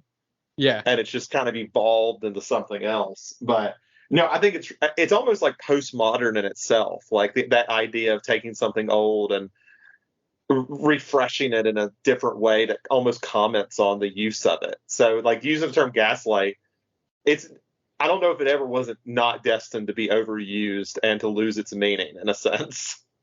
Yeah, no, we do that, as a generation. We love finding words and then just absolutely running them into the ground, and that's why there's words every month. Like Riz is making the rounds, and by the time this episode comes out, Riz has probably died. You know what I mean? Like the internet age at its height. You miss it very quickly. We kill stuff like that, and Bodies very explicitly makes commentary on that, but in a small way. Yeah, and I mean, I know it was, at least to me, it felt accurate to the generation because it was one of the first times I sat in a theater, and I'm closing in on 30 now. And I sat there and I thought of this episode of The Simpsons, because everything in my life goes back to that at some point. Every millennial loves referencing The Simpsons. Yeah, it'll something, but it's this whole part where Homer's dad talks about I used to be with it, and actually I think I like referenced that whole thing in my review. It was the first time where I'm like, I officially feel old. Like I kind of feel it. It's like, man, I still love the movie. I think it's great, and I even like it made me feel better is there was like this couple, they could have been like 70, that was sitting in front of me. And I was just sitting there like, man, they probably hate this. And I was just so happy when they got up and said, that was really good. Yeah. And I was like, that's awesome. It's great. Actually, because I don't want to, ruin the film or anything. I'm not going to spoil it. But I remember I didn't know anyone's name in the film the first time around. I couldn't remember anyone's name. So I was, let me just quickly, because I don't want to fuck this up. I have a name in my head, but I don't want to say it just in case I'm wrong. Yes, Alice. It is Alice. Rachel Sennot's character. I was calling her glow sticks the entire time because she had like the glow sticks around her neck. And to just say like how well it does like the whole murder mystery thing. Because I mentioned Scream. Scream's very good at like making you believe it could be anyone. And a lot of murder mysteries are not good at that. They stumble and then they try and convince you it's one person. That's always the fake out answer because there's still 30 minutes left. Yeah. And Bodies takes that turn where it could be anyone because it's just equally plausible that it's none of them. And it's kind of like the anti-Scream, because in Scream, they set it up that it could be any of them because any of them could have done it. But in this one, it's like it could be anyone because none of them could have done it. And Alice's character, who I was calling Glow Sticks the entire time, I just believed it was her because she was so dumb. And I loved that. Like she did it. She did it by like some stupidity. Yeah, I really thought like she'd done it by accident and she was just like trying to not lose friends. I feel like that was her whole motivation. Is that it wasn't even she was trying to cover up a murder. It was like she just didn't want people to not like her. Because that was like her whole thing, and she has like the podcast that they keep making fun of her for. When do you know that scene where she explains what the podcast's about when B asks her what's the podcast about, and she says like blah blah blah and hanging with your friends, and then Jordan rolls her eyes, and she's like, "Did you just fucking roll your eyes?" Oh my god, it's so funny. And the whole movie, I was screaming. Girlfriend, I was screaming at the screen, going, "It's fucking glow sticks! I know it's glow sticks. It 100% is." And then, yeah, just pointing out that it's not glow stick. And I felt really awful. I felt like genuinely upset that I was rooting for her demise the entire time because she is just wholesome. And I think it does help too because you talk about like it doesn't feel like right if any of them are the killer. So you almost like, at least for me, I don't even know if I sat there and tried to figure it out. Like I'd get passing thoughts like, I think the guy's name is Greg, the one who has like the millennial boyfriend who I probably identified with way too much. Yeah. I think that was his name. Like I was like, it's definitely not him because that's way too stupidly obvious that it would be this old dude just comes in and stabs some people. And that scene in the gym where he's meditating is like awesome. Yeah, I was laughing so hard during that scene because I'm like, he must be so confused. But what I love so much about like the whole Greg character is that like they keep talking about how like fucking old he is. And he's like not that old. He's like 40 or something. And that is such like the Gen Z mentality, is that just anyone that's like 5 years older than them or more is old. You know? Because I get that. Like in the server, because it's an 18 plus server, we have like some 19-year-olds, and I'm 22. I'm only 3 years older than them. And they call me an old man. How do you think I feel? No, it's just such a Gen Z mentality. Anyone that's younger than them is a baby, and anyone older than them is an old man. And I think there's always going to be like this, I wouldn't say divide, but I think it is an interesting concept between millennials and Gen Z because the ages aren't that different. Like me and you were 7 years apart, which isn't a ton. Yeah. No, it's not. But the difference is Gen Z is the first generation to live in a life where the internet has always existed. Yes. And how quickly everything moves. Like I still remember when we got dial-up in my house. Like I still remember that. Damn. And a life without internet. And this isn't like some boomer criticism of it. It's just I think that makes a lot of difference between like your sense of time. No, it does. It's so quick. Everything is so quick. It's a flash in the pan. Yeah, it absolutely is. And I think that's why the Greg character to me was just so funny because I was like, he feels so out of his depth, and I identify with that because I'm sitting here watching this and I'm like, I understand what those words are, but I don't think I understand the context of half of them. Yeah. But yeah, I think he obviously represents kind of being a millennial in a Gen Z space, just in general, kind of being someone that's like a millennial or Gen X or whatever that's just online, like in this Gen Z filled void. And they make commentary on that. And the whole movie is just a kind of commentary on Gen Z culture. And what I like about it so much is that it doesn't look down on Gen Z culture. And that's very important. It's a line that not many films walk that well. It's stuff like, again, Scream, where it's a critique and a look at horror films, and the tropes and making fun of them and the people that make them and stuff like that. But it's not looking down on the horror genre. It very much does love the genre. And I think that's what Bodies, Bodies, Bodies does for Gen Z. And I think that perfectly captures exactly what I was thinking a lot with this is there's a thin line between mockery and a love letter. And yes, if you get into that love letter, you've made something great. I mean, God, just everyone's so fantastic. I do think Rachel Sennott, I think that's how you say her name, Sennott or something like that. I do think she's the greatest character in this film. she's hilarious as Alice. And I think she's gonna go a very long way in just film. She has a film coming out this year, I think, in August, with Ayo Edebiri from The Bear, Mhm. a comedy film called Bottoms, which is coming out, which I'm very excited for.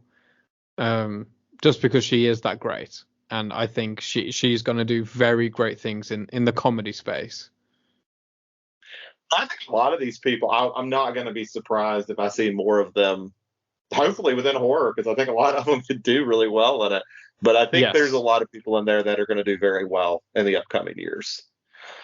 Uh, Last thing I really wanted to make sure I brought up before I forget is I know one of the elements I was like probably wrote the most about when I wrote a review for this when it came out was the use of lighting in the film. Like, Mm-hmm. of course, I remember film to digital transitions, and there was always this obsession with digital to try to make it look like film, which I'm all for. I'm a big film guy. I like the look. We just talked about X and we talked about House of the Devil. Like, I'm not going to say no to a little bit of film grain, but we finally feel like we're at the point where cinematographers are like, how do we take advantage of the advantages to digital photography? Like you look at those glow sticks, and I'm sure there's a little bit of cheating in it, but I think a lot of that is done pretty naturally. And it's like you couldn't do that on film. Like Yeah. none of that would show up on film. It doesn't have the capabilities to do so. And just seeing it take so much advantage of that in the horror genre, which you do better with low light, which film struggles with. It's like I hope we see more of that. Like let's take advantage of the limited light sources that we can use. Absolutely. And I did want to bring up the whole glow sticks thing since I was calling her glow sticks the whole time. Mm. Um, I think the use of using glow sticks as pretty much your primary light source and also like an iPhone flashlight, those being your two primary light sources for the entire film is incredibly Gen Z.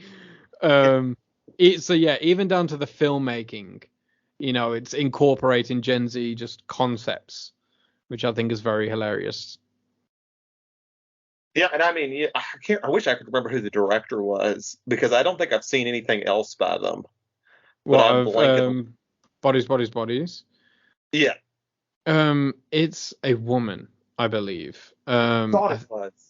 Yeah, it's a Dutch. I think she's an actress first, actually.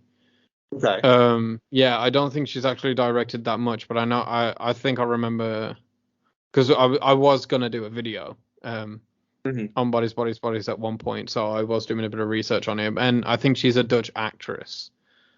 Okay. Um, I'm just gonna try and have a quick look now. Uh, duh, duh, duh, duh, duh. Director. Yeah, no, this is like I think this is her second ever movie. Oh, Yeah, it's wow, her that's sec. Yeah, very. it's her second movie. She did one in 2019 called Instinct.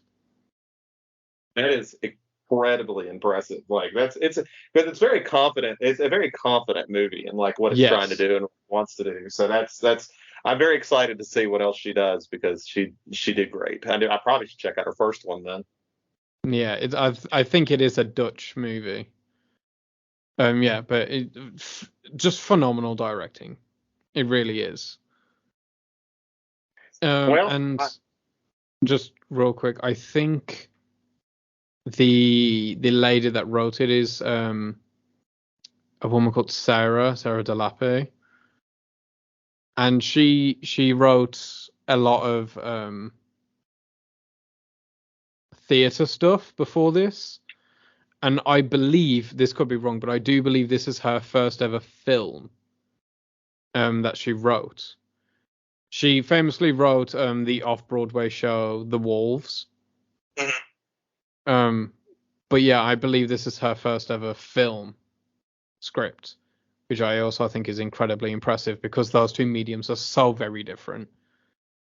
Oh, absolutely. And I'm curious because I haven't rewatched it since the theater, so I'm very excited to do so. I kind of want to Oh, watch, you watch it should. now, but I'm curious to see how if there is a lot of like theatrical elements, especially with it being like limited locations and things like that. I'd be curious to watch it with that lens. Yeah, you definitely should watch it again. It's very good.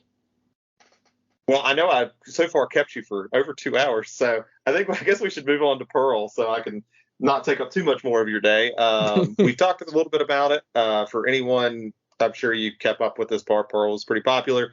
It is a prequel to X, talking about the life of the main villain during the Spanish flu and World War One and all that. So you mentioned that you go back and forth between your preference between X and Pearl. What is your preference at the moment?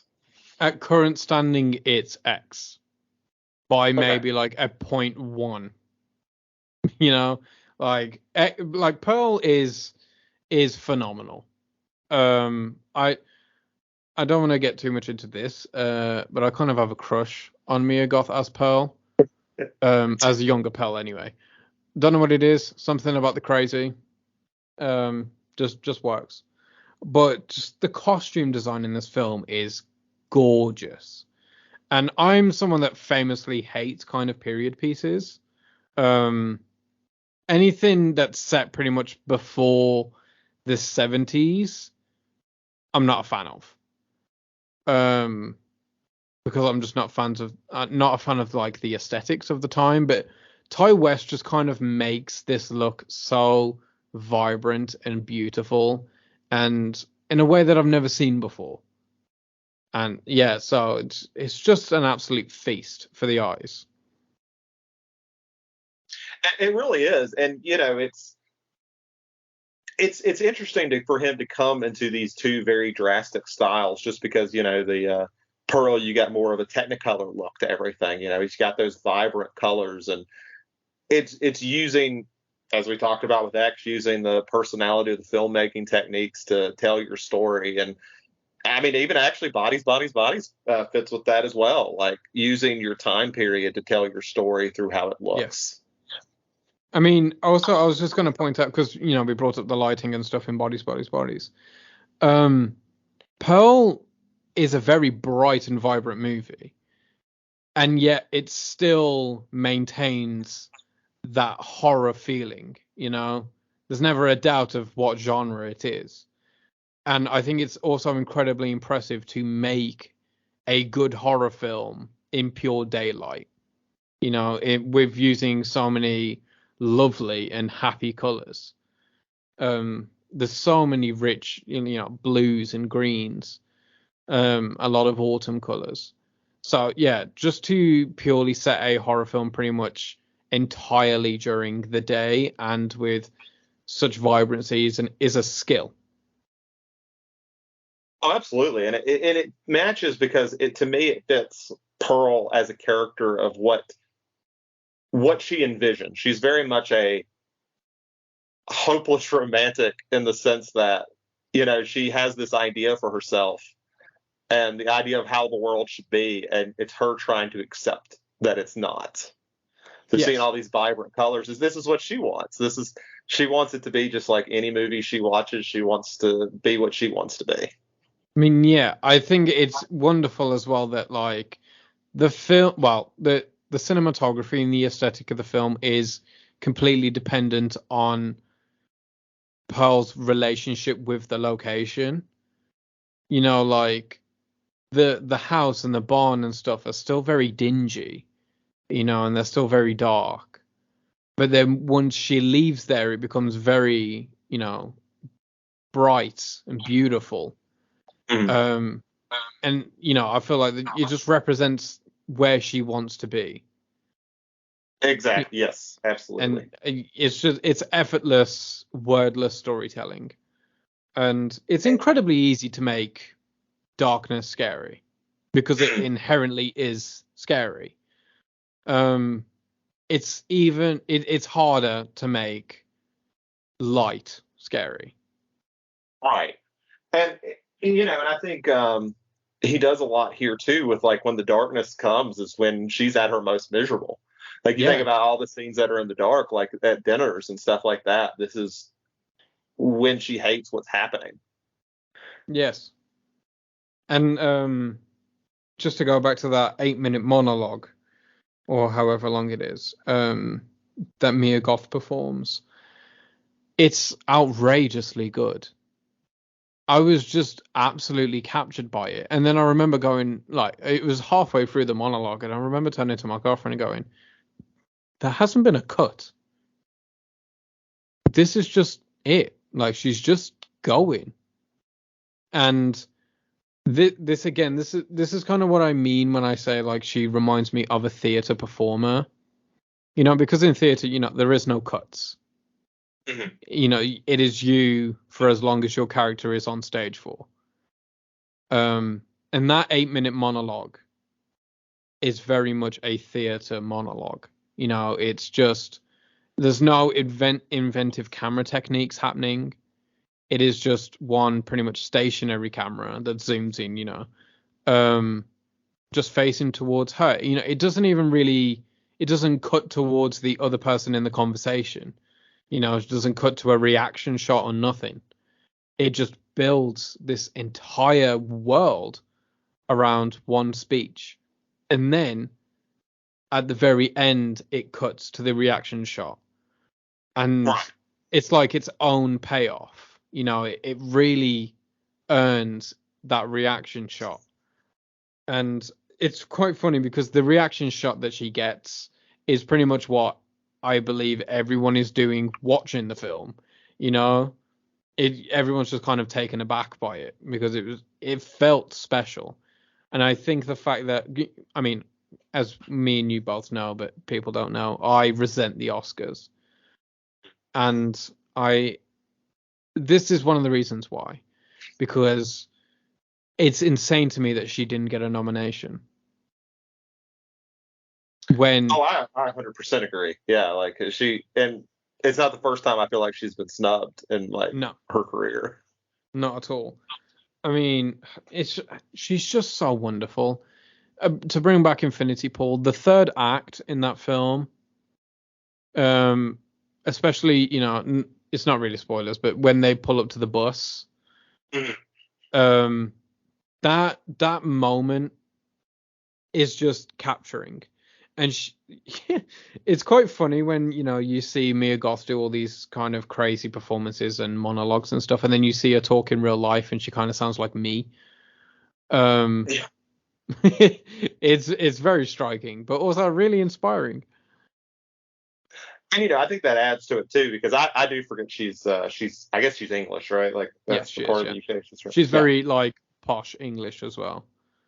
Yes, and it's all I think that goes into a lot of theater we hear from a lot of English actors, right? Is they have more experience understanding theater, so something like the monologue can come a little bit more naturally, where a lot of American actors don't don't do theater. I mean, yeah, because you guys have like theater kids.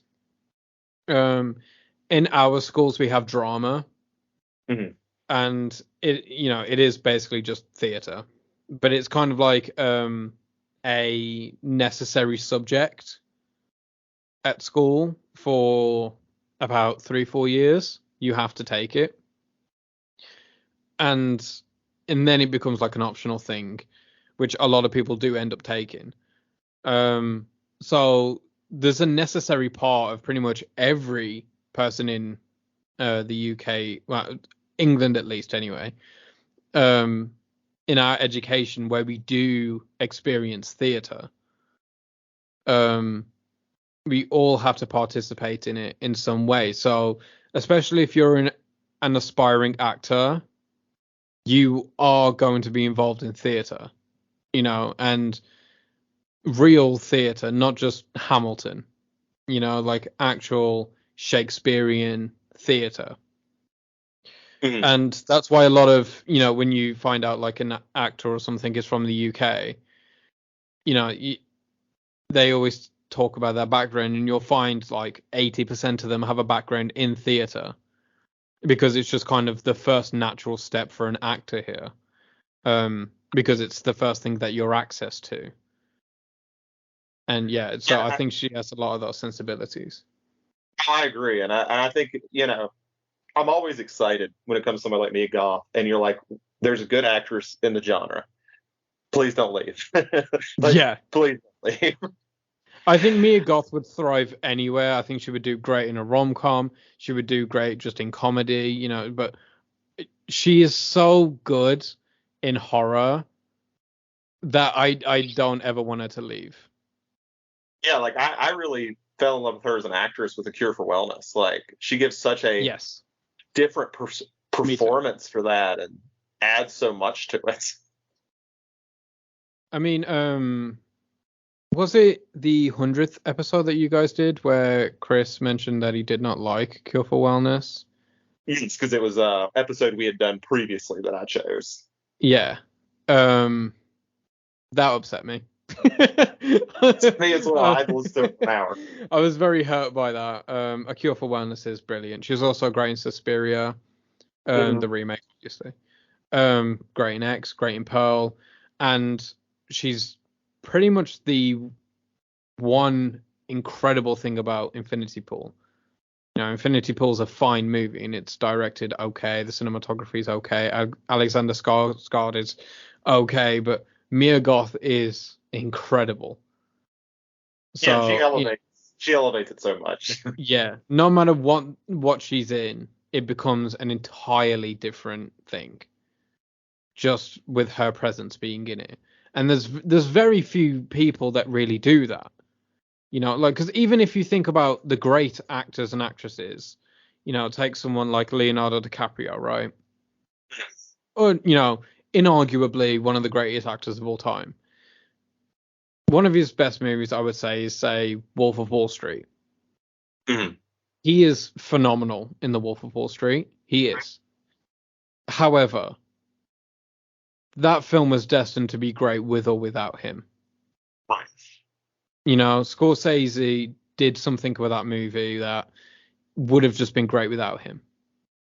And I think that's the case for a lot of Leonardo DiCaprio movies. He just happens to be great in great films. Mia Goth could be great in anything.